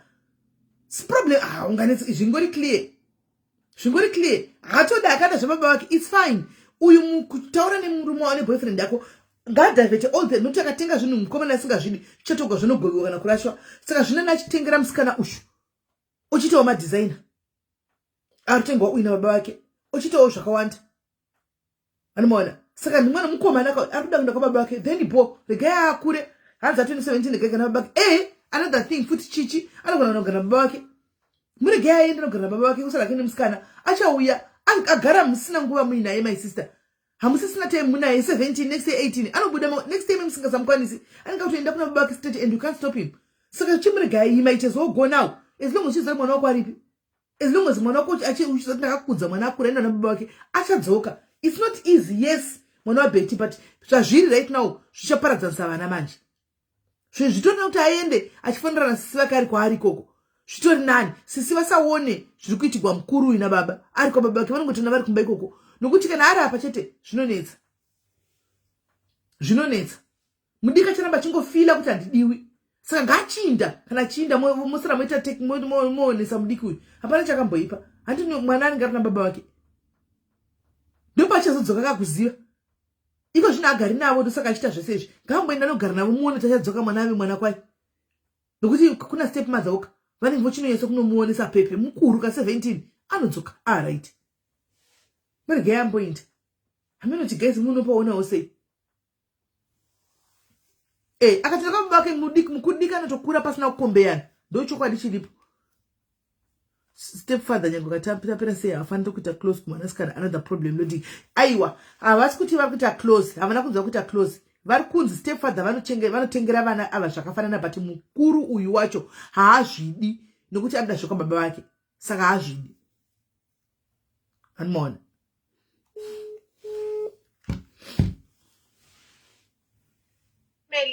Hi zviri sei? Hi.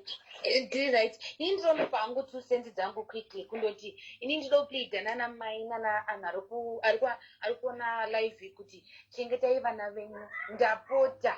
Inini I'm talking with the experience. Musapa na vana venyu ana gogo or marelatives kuti amuchengetere.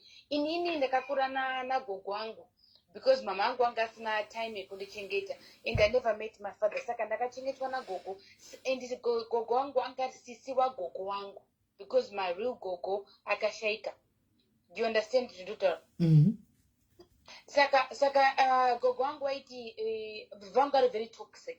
Vaiti vana vavo vari pomba unonzonzi anakati ende mobika maveji amwe obikirwa mazai vamwe obikirwa mabacon amwe obikirwa kuti yoti sister izokokota mumapoto nesadza maleftovers ari kana mwana abva kuchikoro wapinzwa mubedroom ombonzi how are you my darling, how was your day, uri kuda kuhei long time taiona ana bani madisney saka isu tairambizwa unze hamoni tv unoona tv ndiye mwana wangu yoyoyo ana angu yo wangu vafanira kuona tv saka takura tiri toxic kuti within our cousins and family members taishorana kuti uyu unodiwa uyu hadiwi uyu unodiwa uyu hadiwi.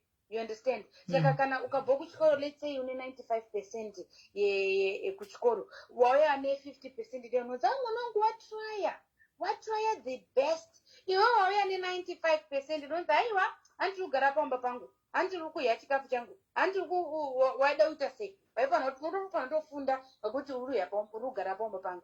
Saka inini what I want to try to say and my villages and my neighbors neukama aiti mbuya akanaka anochengeta vazukuru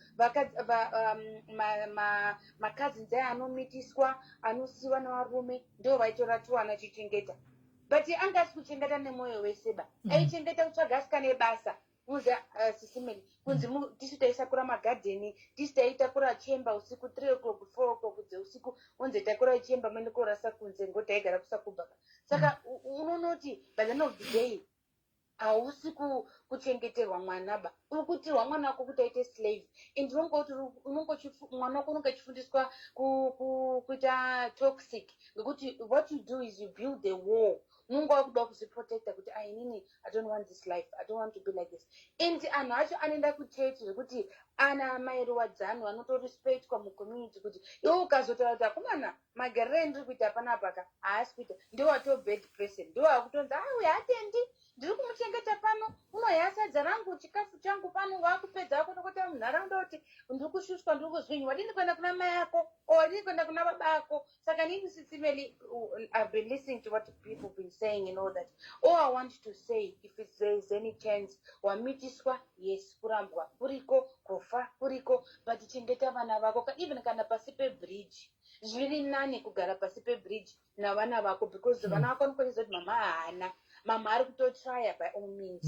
Then kuti uende kose vana vako nana sisi or nana mbuya nanani, you're putting your kids in hell. Some of us, we have seen hell. It's the fullest. It's fullest. Goti zvitakaona zvachoka ende dzinongwa ukagara pasi uzona kwetari kwacho gogo wangu aita akagara pasi uyu uchagara zvakanaka haana kati tichatambudzika tichatwati ana 20 ana 50 haiwa mukaradhi hapana kwanoenda uzoona manje kuti mwari ka inini mwari hamene ndinomutenda sei because unoona kuti mwari unochinja matables sure. Saka nini hangu point yangu ndoedza kutaura ngekuti yes matoxic ariko, but sometimes isusu wacho amai tisinoshaisha because tofunga kuti tiri kuita zvinhu zvakanaka tagaenda kosenza ndisiya ana angu nagogo or ndisiya ana angu namai, but you're putting your child in such a difficult position. Saka kumbiro wangu kana paine munhu uri kulistina at the moment kuti kana uine mwana wako usapa munhu kuti akuchengetere mwana wako. And one of the worst thing to add to the fire ngekuti mwana wako akazoita someone unonga wakuzi ndindakamuchengeta, ndindakamubhadhara school fees, ndindakamuzomudai, wakutobhadhara for the rest of your life. Mwana wako uita slave yemunhu wakamuchengeta. Ndindakakubhadhara unogona chirungu ngoti ndini, wakapedza sikuru ngoti ndini, wakazondidai ngoti ndini. Pakuroorwa it's a big issue ngekuti umwe nomwe unongoti wakagara pamba pangu ndakazomutengerwa hembe ndakazomudai. Saka nini hangu what I want to encourage people sisimeni ngechikuti rambwa but usarambara vana vako, shupika navana vako padhuze newe. Kana une nzara kumbira une vana vako then kuti anhu endichengeterwa vana vangu. It's a pain that some of us, especially me, still going through and I'm so happy kuti maunza topic it helps me to sort of like relieve kuti aiwa ndisindega kuna amwe atori worse than me and I'm one of them who I'm a survivor and I'm proud of myself kuti neupenyu ndakagara nezvendizvo zvizvi mwari wanga ineni and today I'm a mother and sincerely I don't leave my children with anyone. I don't do sleepovers. I don't let anyone go to my families. If I go to my family members, ndinoenda nevana vangu. If I go back, ndinodzoka nevana vangu. And today I used to trust the issue, but kuziya put behind those doors there's something terrible happening. Vana vako vaitwa ma-slaves. Endiva muzana gogo eku kare anokudzokora nedziso sisimele kuti kana udotaura zvezvaka haumbotauri. And sometimes I talk to my daughter, who's now 15. Ngida kumana etakakura mazuva aya paine mafoni mazuva isusu etakakura kuine ma-smartphones like now. Amwe anhu akada kuenda mujeri, anagogo edu akaenda mujeri for life because zvaitiitira I don't know how we managed to survive. Saka nini ndokumbiro hangu ndo message yangu ndinayo kuti kana paine mai akarambwa, kana mai nayo nemai akamitiswa, kana paine widow yakasiyiwa ine vana, chengeta vana vako wega. Mangwana unozoti kune vana vako I tried my best. Then kuti vana vako kuti resentment kuti mama makatisiye. 1 unonge wakufighta ne problem kuti makatisiyirei. 2 makatishushima takaishushwa. 3 owengwa. saka uri kuona kuti marevenge acho o maanger acho anenge akatowanda than ukagara naana ako mangwana unonzi mama edu akatrya, at least mama akatrya. Whatever we were going through we were with our mother than zvimwe zvatakato-experience. Ndo hangu advice or 2 cents dzangu dzandinoda kutaura. Aiwa, tinotenda Katia, yo point taken. Mashinzo guys, hanzi famba ine vana venyu kwese kwamunofamba muchienda, musasiye vana venyu nokuti vana vanotozopinda peace cheche. Thank you very much Katia, thank you my sister, thank you. Right, anditika manzwa point yake yari kuzama kutaura, mainzwa anditika. Right.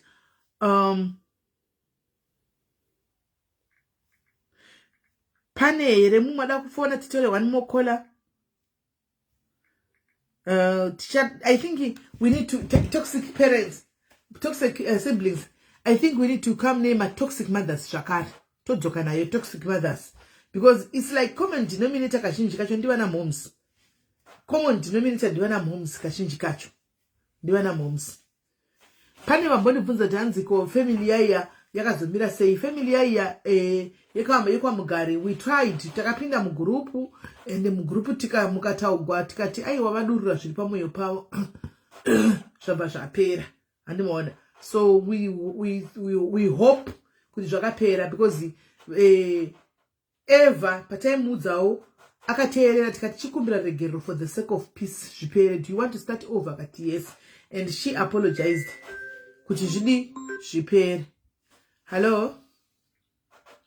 Hello, SIS MELLY. Hi sister, how are you? But I'm good. Ndikuda kungokomentawo zvangu. It's a good topic yamuri kutaura nezvayo. Ndikuda kungokomenta zvataurwa nakola anga ari before. Kuti most things patiri kutaura kuti toxic siblings zvinotangira toxic parent. Angu nditora a little bit back kune childhood yangu inini. But chaikonzeresa kuti siblings azova toxic was mai vakacreate opportunity. Ukunzwisisa? Gogo vangu inini vakaita mai vangu handiti kudhara. Vavaita, I think matauro azvinoitwa zvinonzi vakamitiswa naheadmaster pachikoro. And it was not allowed kudhara ikoko zvaidzingisa basa. So headmaster vavati handikwanisi kukutora chishingirira uivo wodzingwa nditi ndozoendobvisa mari then uzodzoka paunosununguka wati. And ivo she couldn't do that because vaitya kunyadziswa maraini zvezvekuti unongochitya. So vakabva vangoramba ndokuenda nemwana ndokusvara mai vangu. Vasvara mama vangu vakazochinja kubva kuita teaching iya ndobva vaenda kuchipurisa. Vaenda kuchipurisa vakazototanga another life, then she got married vakaita vamwana 7. Mai vangu vakangosiyiwa kumusha kuya kwavaigara nagogo vavo. Gogo vakazorwara nekensa vakashayika. Mama ndokuzounzwa zvezvekuti vanhu vanga vatoneta nekuvaudza. Muziva zvakudhara, I don't know if you know way back kuti vanhu vaiti vakaroorana kumbare ndokwaitanga kusvikirwa kuti maita dzimba dzenyu dzemuchato dzevanhu vatema, right, kusina varungu. So vanhu vaiti vakasvikirwa mbakoti asi mwana wako anogara zvakanaka, mwana wako uya. Asi mwana wako anogara zvakanaka, so vakazomutora mwana vakamuunza like vaitreata mai vangu semusikana webasa. So siblings paakakura akakura chingovaona like that. Zvezvekungoti uyu haana basa. And ndo pakatangira problem yekuti zvinhu zvese zvakava toxic kutozospila kwatiri isusu kuti mai vangu zvanga zvitaurwa naKatia ndo zvakaitika kwatiri kuti isusu takasara nagogo. Mai vamai vedu step sekuru vaitibata zvakanaka. Murume wavaitotinzwira tsitsi nehanzvadzi yangu achitibata zvakanaka, but vana mai nini vangu vaitibata. Hanzvadzi yangu airohwa, is older than me 3 years, but airohwa. Unoziva zvezvo kuti mwana, I don't believe up to today kuti anga ari dofo, but zvezvo kuti munenge muchingotreatwa janki. And mama wangu vakabva vaita vana vavo 2. She was wise. Vakaita vana vavo 2, imba bva yaramba, but vanga vapinda mimba iyo zvezvo kuda kuisikepa pamba. Vapinda zvaramba, takabva tauya tikatorwa futi tanogara kuenda akatozvarirwa ndigara kuti vakatozvindizvara ndibva ndatotanga kugara ikoko. Vakaudza mwana wangu kuti enda kuchikoro. Mama wangu went back to school zveshungu zviya zvekutanga kunyora, vabva kustandard, handizivi standard dzakudhara, vakatanga kunyorera kuchikoro kusvika vashanda kuti vazova nesi. But takatogara by primary school yangu taiva vasikana vebasa pamba ipa. vana mainini wangu maid akaenda tisi taitorwa kunoshanda kudzimba dzavo ini ndandiri musikanaka saka ndaitorwa ndoendako nditainosara nevana kuklina nekuita sei zvese zviya but tisingabvumizo kwagogo vangu vacho tanisingabvumizo kugara mutaini kana kugara pasofa muraini matakakurira kumbaroko I dated mumwe mukomana ndakura ndaakuuse it ende anga ari mukomana wanda ndakakura naye maraini because by then takazenge tabva peya takugara namai vedu upenyu hwachinja but mukomana waya akudza koko vati kuti handine musikana wanguda kukuratidza koko vaya vati fesi yako iri familiar ndikati andakakurira mudistrict vakati papi mandataura zvanzi pana mbuya vaye vairoya vaibata vamwe vana vaigara ipapo I was one of those kids vaitaurwa taibatwa rafu SIS MELLY namai vakabereka mai vangu ana mainini vangu ka pandakaroorwa ndaitoshamisika vanhu vachiti iwe ndaitadza kunokimbwa ndakamubereka kumusana ndakatadza kudai kuti vange vakaita zvimwe zvinhu zvinoshamisa but mwari ndimwari mwari vakasumudzawo mai vangu vatanga vachiklina kuhospital she started as a cleaner vakaita clerk vachingoramba vachienda kuchikoro kusvika vaita nesi vakazotengawo imba tikatovawo neupenyu hwakaita sei hwakanaka and I went to a private school mai vangu vakadecide not to remarry she started working hard and pataigarako kwacho vaiuya every day because vaiziva kuti vana vangu vanava vanombopera vakandibata zvakanaka saka vana vangu havabati zvakaita sei zvakanaka saka vaiuya kudya kupfeka tichitengerwa hembe nyowani baba vedu vaitiitira but taitorerwa ndaitengerwa mauniform ekuchikoro masocks aipiwa mainini vangu ini ndoenda kuchikoro nezvakasakara zvekuti vabereki vangu kutozotadza kunzwa nani was bitterness yekuti baba vangu vaiti ndipe vana vangu havana kugara zvakaita sei zvakanaka but gogo vangu vairambira because musikana webasa we vaimuda and control yavaiita sei futi vaiida kukurawo nehanzvadzi yangu takura hanzvadzi yangu aita zvekutiza kwambuya vangu kuenda kwamama vangu kuti ini hanzi kudzokera ndaniita nekuruko pakashayikwa zvinhu ana sekuru vangu baba aipiswa maoko pastove it was traumatic SIS MELLY hanzvadzi yangu ka when I think of it I cry iyangu nekutanga ari muhombe kwandiri ndichimutswa makuseni kunosoka mapilitsi aindisukira kusina ndiri mudiki but takatanga kugona kuita basa tiri vadiki and that was our life. That was our life. I don't blame mama wangu. I love her because she fought for us to have the life yatakazoita. Ini ndakunze namba yangu masona ndakunze mwari vanokupinza mune mamwe masituations even ndichiri kuZimbabwe ndikugone kubata munhu zvakaipa because munhu akauya pamba pangu I know zvandakaenda through and I know the feeling yekuti munhu anobatwa sei inana mainini vangu vari toxic kuti mama wangu akaita relationship vaitopindira kuti mainini vangu vanopindira kuda kuvhiringa and my mom was always quiet. We ended up fighting fanika inini nehanzvadzi yangu aisimudza matemo tinokuurayai anoda kuinga mama wangu the only thing she would do was cry taingonzwa chichema nekunamata ini ndazokurawo ndikatanga kudecide kuti hatidi vanhu pano hatiuye kudzimba dzenyu don't invite us kudzimba dzenyu musati invite because mungati invite kudzimba dzenyu munorarisa shamwari dzenyu mabedrooms maita pati isusu torariswa pasi mudining kana kuti mama wangu vanenge vari stuck vachishayikwa kuti unorara papino pakaitika rufu vanhu vanenge vachitaura kuti isusu tisi vana vanhingi kwababa vaestep sekuru vedu I love sekuru vangu he is the best man I know but takatanga kuziva kuti something is wrong tichiri vadiki so matoxic siblings anotangira pamatoxic parents ekuti anodivhaita vana vanokura vane division uchiratidza vana rusarura even tinozviziva kuti mabereki vane mafavorites but viga true vana ngavatritwe zvakaita sei vana ngavatritwe zvakafanana nene zvinoita mwari manje is a gentleman because he opened doors pai panotaurwa nzi mwari vanovinga vari pasi vakashoreka vakazvidzika inini my aunt ndinogara ndichizvitaura kuti even now vakataura anything negative I think God shows off every time she says something about me mwari vanobva vandiitira something chekuti chinoita zviri over the top but vakaruina imba yamai vangu nababa vangu I won't go into details but later on mai vangu vakadiscover kuti vaida baba vangu here kusvezvekupinda pakati kuti mai vari kuita maboyfriends vazoita chi which she never did and takakura tazo toxic in-laws tiri kuuya nayo toxic mother in-laws yes Saka we went through that. So ine ndinongoti zvataurwa nakati and I stand with it because nditori neanxiety andigona usiya vana vangu kumwe kunze kwekumba kwamai vangu. I can't do it.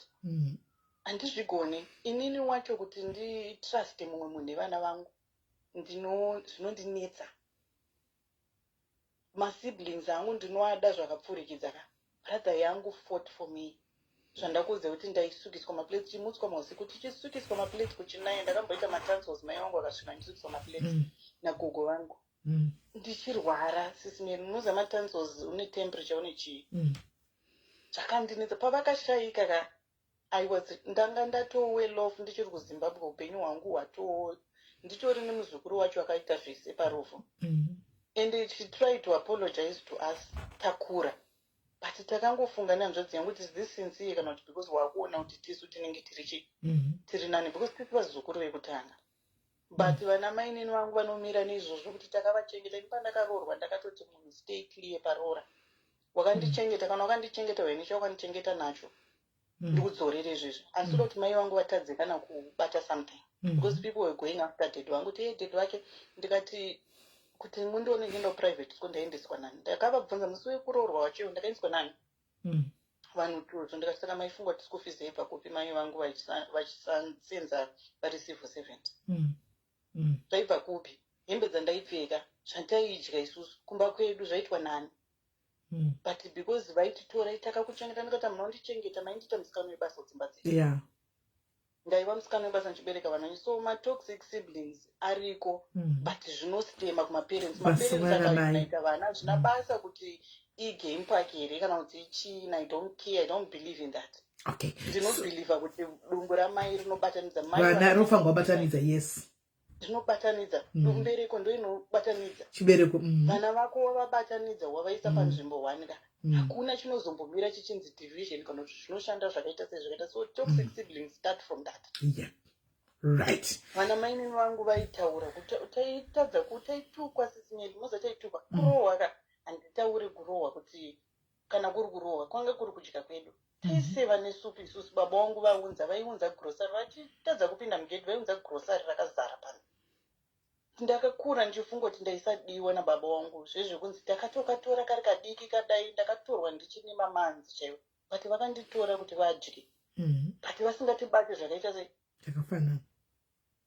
Zvakanaka. It's painful because the trauma we don't know how to get rid of it. Wakura wakuda zvinongoramba zvikushungurudza. Ende vazukuru kwaibatwa makazanzi angu aibatwa cream. Isusu tiripo but waitoona kuti vadiki vacho vamwe vainetsekana kuti but how come sisi vachibatwa like this? How come vachibvunza? Tazokura takuzongoti takura munhu unotoona kuti munhu wese ane memory yekunzi kusei mainzwa iso. But unzwa na mai neni vachiti hazvinomboitika, this is not true. Hazvina kumbobvira zvaitika izvozvo. But right now we are having the life we have because our childhood paid for that.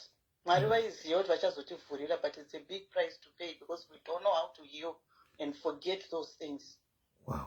It's in us. Wow. Right. Thank you very much, Kola. Thank you for opening our eyes. Maitabasa, my sister. Thank you very much, guys.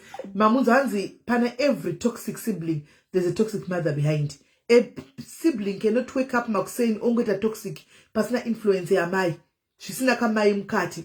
Shineke kamai mkati." So this is what we are going to do, guys. And the pana chatogwa na Kola, you can actually see shavazeta ndifunge kuti majority yevan, guys, vatinoona vanoita zvinhu zvinokatyamadza, zvamunoti zvinokatyamadza, zvamunoti zvinonyadzisa, zvamunoti zvinodii. It starts from the background, guys. It starts from the background. Kashoma kuti unongwana mwana akakura zvakanaka, aine life yakanaka, aine background yakanaka, ongomuka makuseni achita upenzi humwe hwekungoti chero zvaaita pavanhu. Kazhinji you have to go back and look at the background. Even vanhu vazhinji vatinoona vatoti ari bitter. Background counts, guys.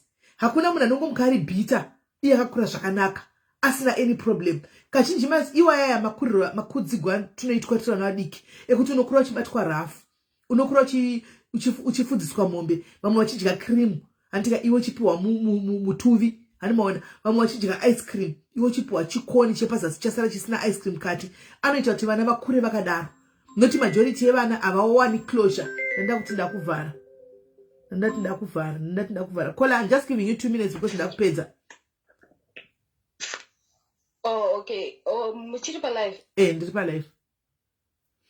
Ndokwanisa taura. Taura. Okay. Andingoita 2 minutes sis Melly. Ndachida ngotaura nyaya yekuti ndachiona hangu macomments anga achisawa nekuti hanzi it's not only mothers but vanhu vanenge vachizviita vanhu vahombe like but ndoda kungotaura kuti kazhinji kuzoti uite toxic sibling handiti zvezvatobva kuna mai because mai ndo vanofanira kubatanidza vanhu but pakangoita kadecision kekuti mai vanoita kakafavor like kekuti vanenge vachifavhera mumwe mwana then mwana iyeyo obva anyanya kuteerera mai vake stereka achiwasupport handiti ndo pazvinotangira. I remember 2019 sis Melly ndakadzoka kumurume ndobva ndadzoka pamba ndobva ndagara ndobva ndichigara pamba ndasingaende kubasa ndisingashandi ndisingadii ndobva ndakumbira anchazotenge chiri mari madhezi is it dollar ndaida dollar rekuenda kutown. Sis Melly mama wangu mai vangu chaichaivo vakaudza sister yangu akati enda nokufilisa gasi kana wafilisa gasi usadzoke unodzoka nechange woiwiga kana vaiwiga change yomuudza kuti handina kupiwa change kugasi hatisida kumupa mari. Sis Melly ini ndobva ndabvunza sister yangu ndikati chindipaka mari fans ayo mari hatina kupiwa change ndobva ndati aisoke uzonobvunza 10 sezvinewo kutanga kwandaida kutoenda bva ndakanzura ndikati handichaendi ndobva ndatozongomati chienda unopiwa kachenji iya because kunze kwakutodoka ndopa akaenda sister yangu ati akangonyepera kubuda gate saka akanonoka kudzoka fandati ndakunetseka ndakati mwana anonoka kudzoka chii ndakumuteera paya ndamuteera ndadzoka ndazomuti ndakushaya bhazi kusvika ndikati kuenda wanonoka ndaitotamba neshamwari dzangu izvo zvakandibhowa ndikati kunogotamba sei ndakutuma kodai ndachida kubuda unotanga wadzoka kuzotaura zvawatumwa kuti ndashaya kana kuti ndapiwa saka time yandakamuitira hasha ndikati ndokurova because watadza kudzoka in time unofanira kutanga wadzoka uzotamba ndobva ndopa akabva ndipindura akati chero mukatondirova zvakana basa manje mama watoti mari iyo ndisakupei irimo mumba. Ndakarwadziwa sis Melly ndakarwadziwa kusvika palast extent yekuti but iye ndakamurova ndikati haufani ndiwe unofanira kuti even mama wakandinyeya unovaudza kuti mama musanyeya sisi ndotofanira kuvaudza kuti mama musanyeya munin'ina wangu tigarisei tese pasi izvi zvawaita handinofarira kwete kuti munoenda behind mumwe mwana back muchimunyeya zvinaunaka so but I thank God kuti mama munhu akazobatsirika zvake wakachinja from there munhu atova munhu ari right because kubva ipapo ndopandakavaudza ndikati izvi zvinotoita kuti kubva izvezvi kusvika amen even musisipo tinokura tisingachatombowirirani kana kawani saka munofanira kupagadzirisa but ivo wakazozviona zvavo kuti zvishuwa zvite because once wangotanga kuita decision kungoyeya mumwe mwana nemumwe mwana ndopatotangira uipi hwese. Of course. Right. Thank you very much Kola. Thank you very much. Hanzi na Kola manainzwa hanzi mai ndo vanga vari involved apa saka kazhinji kacho vana mai vanenge vatori involved kazhinji kacho vanenge vatori involved. I know kuti most of you guys havana kutaura and you still want to talk anditika ngatitei so anditi you guys you can record your voice note right if you want it to be changed unongotaura kuti chinjai voice and share your story with us guys via voice note but tatisiri kuda yekuti tichipfudza mberi nematoxic mothers matoxic siblings anditi tell us your experience when you were growing up andika let's say wakura mu environment yekuti yanga yakaipa yanga isina kumira zvakanaka andika wakanga uchitambudzwa wakanga uchidini please record an audio hazvina basa rakaita 50 minutes ukaita we just post it if you want the voice to be changed just say kuti ndokumbira muchinje voice antika we'll post it as an audio so that people can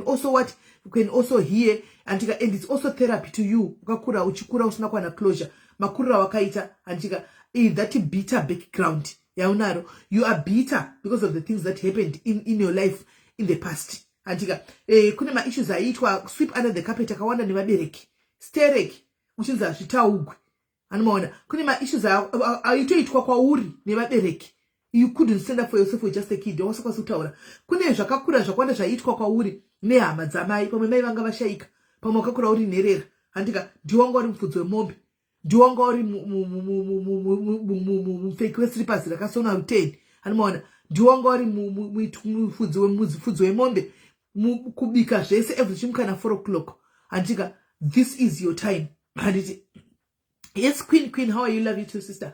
Andika toda kuti please record your voice notes, send your voice notes andika send your, because tikara tichazoita live, yes kuna chazoya pale vachauya pale, but majority haigone kutaura because of fear of victimization. Kune vanhu vanototi ndakuziva iwewe kuti ndiwe ani, we don't want that anomaona. So please try to change your name muvoice note yako. Kana kusaisa zita, you are allowed to change your name andika ozviti Melly kana kuti ozviti Gloria kana kuti ozviti Ameno Queen Melly zviri kwauri anoona. Change your name, we'll change the voice for you so that you can share. It's also therapy kwauri anditoona. Let's cry together anditika, let's cry together, let's find closure in most of the things, because vazhinji vanoti hanzi kuramba unazvo unozokura uine bitterness. Ndo vamwe vezvinhu vamunoona. I don't know whether to say this or not.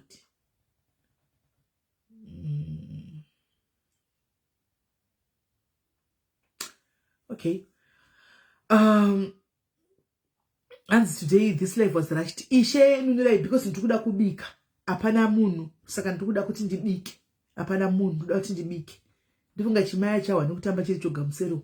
Apana munu. So I want to cook. And also ndine ma assignments. Ndifunga 3. Ndinyaya zvaitika masikati nafa ungenda nyora masikati handina kunyora. Apa zvakareba sei. Guys.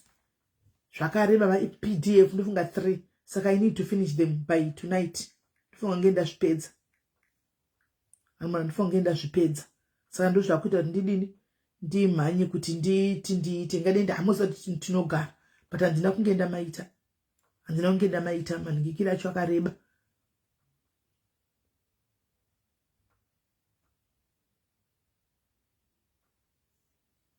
Zvakarebesa. Amukona zvakarebesa guys. Zvakarebesa. Saka I need to finish this. And when I need to finish this. And then ndosaka ndati akuchina hey hanzi zvokungana pa Christmas tozviwane kudhara takakura zvakanaka tichinakigwa tichiungana se family sanga mazana hakuna, because tinenge tine godo kuti mumwe wayo achidriver zimota imwe achidriver vitsi hazvigoita, hazvibudi, hazvigoni. Saka hakuchasanganiwi mazuvano, hakuchasanganiwi. But my point is, majority yevanhu vatinoona dzimwe chiti kwaende zvinonyadzisa munhu yana hama here, munhu zviri kufamba sei. Guys, check their backgrounds. Most of them, check their backgrounds. Kana vakutaura you can understand zviri kuvaita kuti vadaro. Kana akatadza kuita counseling, atadza kuwana munhu anotaura naye, atadza kuwana munhu anomupa rudo, atadza kuwana munhu anonyatso kumukansela zvakanaka, they become wild. Guys, wild chekushati munoti munhu chii kana mufunge background issues hadzina kudhiliwa nadzo, because chero zvaaita the person doesn't care. They don't care whether aite kana kuti adichira katouya akavhura gumbo kuti dai, they don't care because it's the background yakakura nayo. Kana munhu vakura vachirwadziswa, so maronda aya masikazi ayaripo hana kupera. Handi munoziva kuti hate people, guys, finds pleasure in hating others. Hanozviziva kuti vanotonakirwa akakuona achikutokonya so uchidai go back to their backgrounds, you see. Go back to the answers, but yes, we can do that. We can have a part 2. Zvinotonetsa guys. Atitauri mastay vanhu tendai. Atitauri mastay vanhu, but we've got so many. Unotoona. Sometimes we refuse to be part and parcel of that. Unotoona kuti unotoona usina mboudzwa wega unotonyatsa kutoona kuti pane something, this is not normal. Unotoona wega. Because like iwewe like right now tikati posh please tokumbro uti try certain things. Unotokotoshema muromo uti ibi zvamutaura zvinoita I can't. Vanombo kudanga tichi hama dzangu dzinotichi utokotovhunduka. Handwana utokotovhunduka kuti inini chaiye, you know, it's not normal to you, but mukatisa kumwe zvinenge zviri normal. Handwana that shows kuti there is something very wrong. Antika zvekumasuroko. Handwana there's something very wrong zvinenge zvikatika kumasure. Handwana there is something very wrong zvinenge zvikatika kumasure. Handwana zvisina kugadziswa, zvisina kuwana closure, zvisina kudi ndi vabereki vedu vakudhara vanga vasingazivi kuti zvinhu zvakadai zvinokuvadza vana. Saka kwavari vanenge vachiti zvakatopera kudhara andi zvakudhara akatokangama. Handwana votoendera mberi kunge pasina chiripo. Handwana votoendera kushadhiwa dzoka pano. Kushadhiwa uya sei pano iwe? Shadhi chai here? Shadhiwa kuti spray here? Moro shadhi. Wadzoka seti kakubloka iwe shadhiwa uya sei pano? Handwana. Saka inenge itori as its trauma response. I think so. I don't know. I don't know the correct word. I don't know how to say it, but I've seen that. Not only Vakuti, it's not normal. Check even munanogona kutuka. Vaiva notuka behind a ghost. Makamboona kuruwadza bitterness ine vanhu vanoshandisa fake accounts. Makambozviona. Vazhinji vacho kune vanoshandisa fake accounts just for kuti kubasa kwamwe and stuff like that. But majority yevanhu yakacreatera fake accounts aya kuti ndinoda kutuka. That is not normal, guys. It's not normal. It's not normal. Imimi, you guys can agree with me. It's not normal. Kutogara pasi ndakwenda no recreate a fake account because ndoda kutuka and then nichatuka. It's not normal. I might as well say this yesterday. Ndisha Bamnini. Okay. Ndisha Bamnini. Okay, all right. It's okay. Bamnini Shadi, how are you? How are you doing, Bamnini? How are you doing? How is everything? How is the body? How is the whole thing? That's what nobody say. Nezuro, I was talking to somebody else, guys. One certain ghost was talking to me. You know, Nezuro. Kwete kusirande kuzera mari mwezuro riari yakana tukudi ranezuro. Saka, ina ndizuti mari ndoti chika or chinoitika. I don't know what to call this, guys. Truly speaking, I don't know what to call this. Rakusira nezuro riari ya ghost riari andi. Ndavandata naro antika somewhere just told me kuti just block. Then I blocked. Ndakamuti kautita ndikubatsire, at least let's do a video call so that I see who you are. Andikwanisa kubatsira kana ndingasina nayi kana ndimiwo. Then video call inaobuda. Ndakabva ndangoti tukuita magame panda block. Da block nesuro ndakasomuka message uyu mangu mune ma messages. Mune ma messages andika maiswa nema crying emojis andika apparently this is somebody else including that one vakaenda kunopota kuno munhu titaurewo na SIS MELLY please vati blocker zvina zvinakumira mushe. So ndakabva ndati inini handichakwanisi kuti ndidi tirambe tichitaura nokuti ndakati ndikwanisa kuti ndione kuti ndikutaura nani and that didn't happen.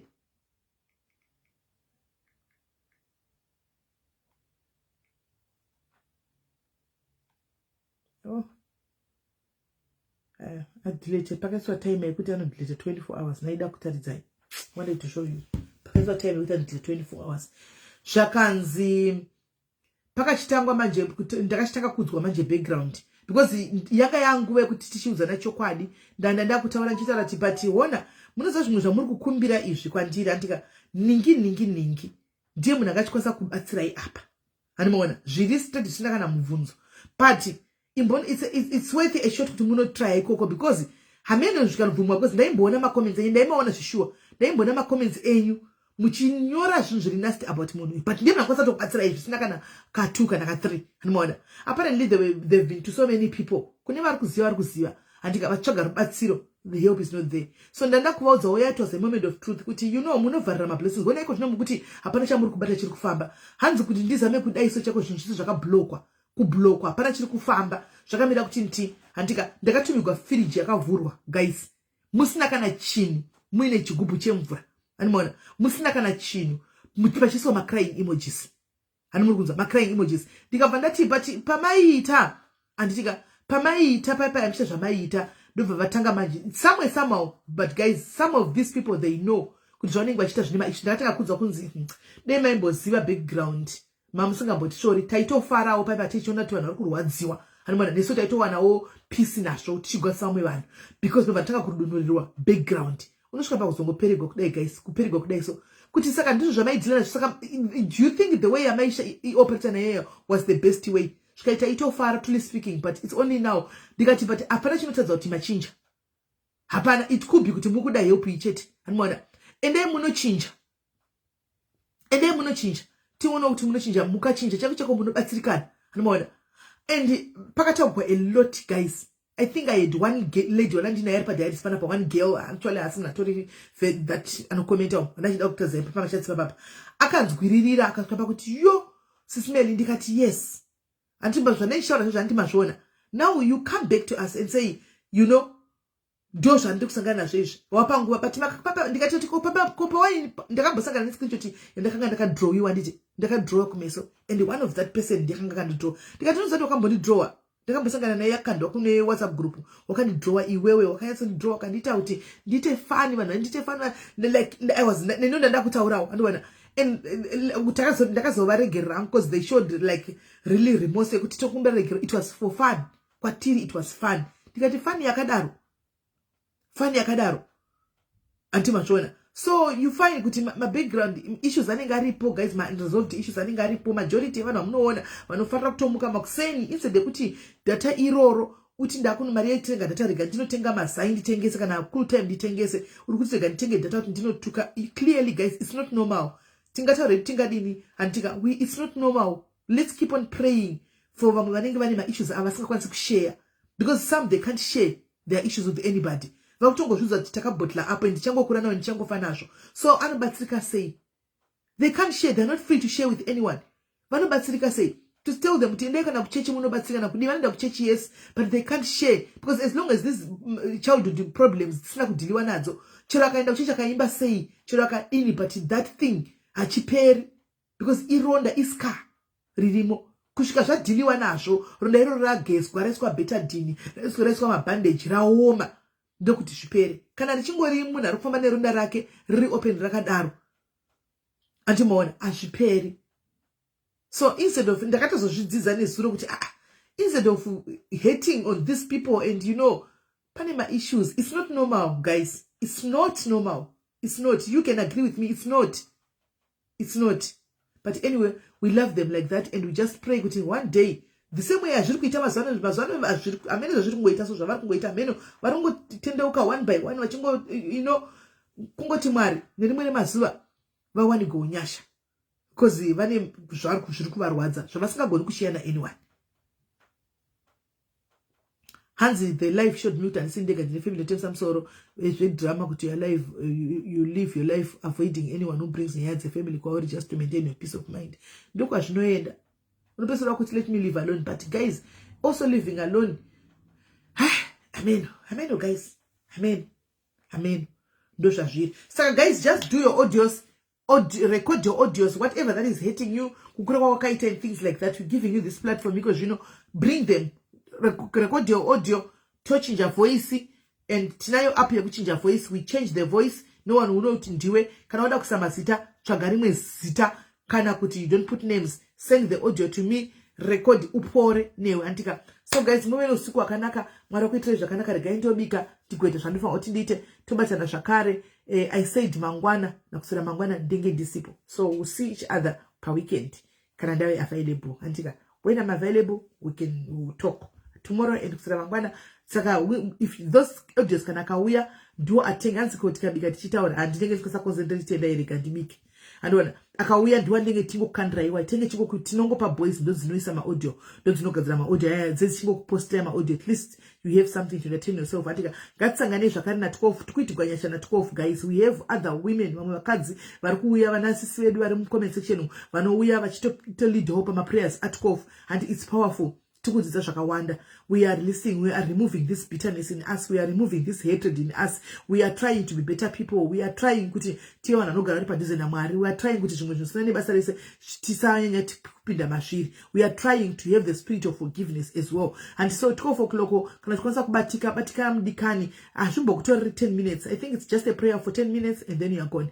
10 minutes chete kuti umbotaura naMwari, takaungana, hanzi huni imwe chete haibike sadza, but takaita 3-4 huni dzinobika sadza. So if I take my prayer, combine it with your prayer ya Daisy, ya Ru, ya Noma, ya Lebo, takubika sadza redu rinokwata rikaiva.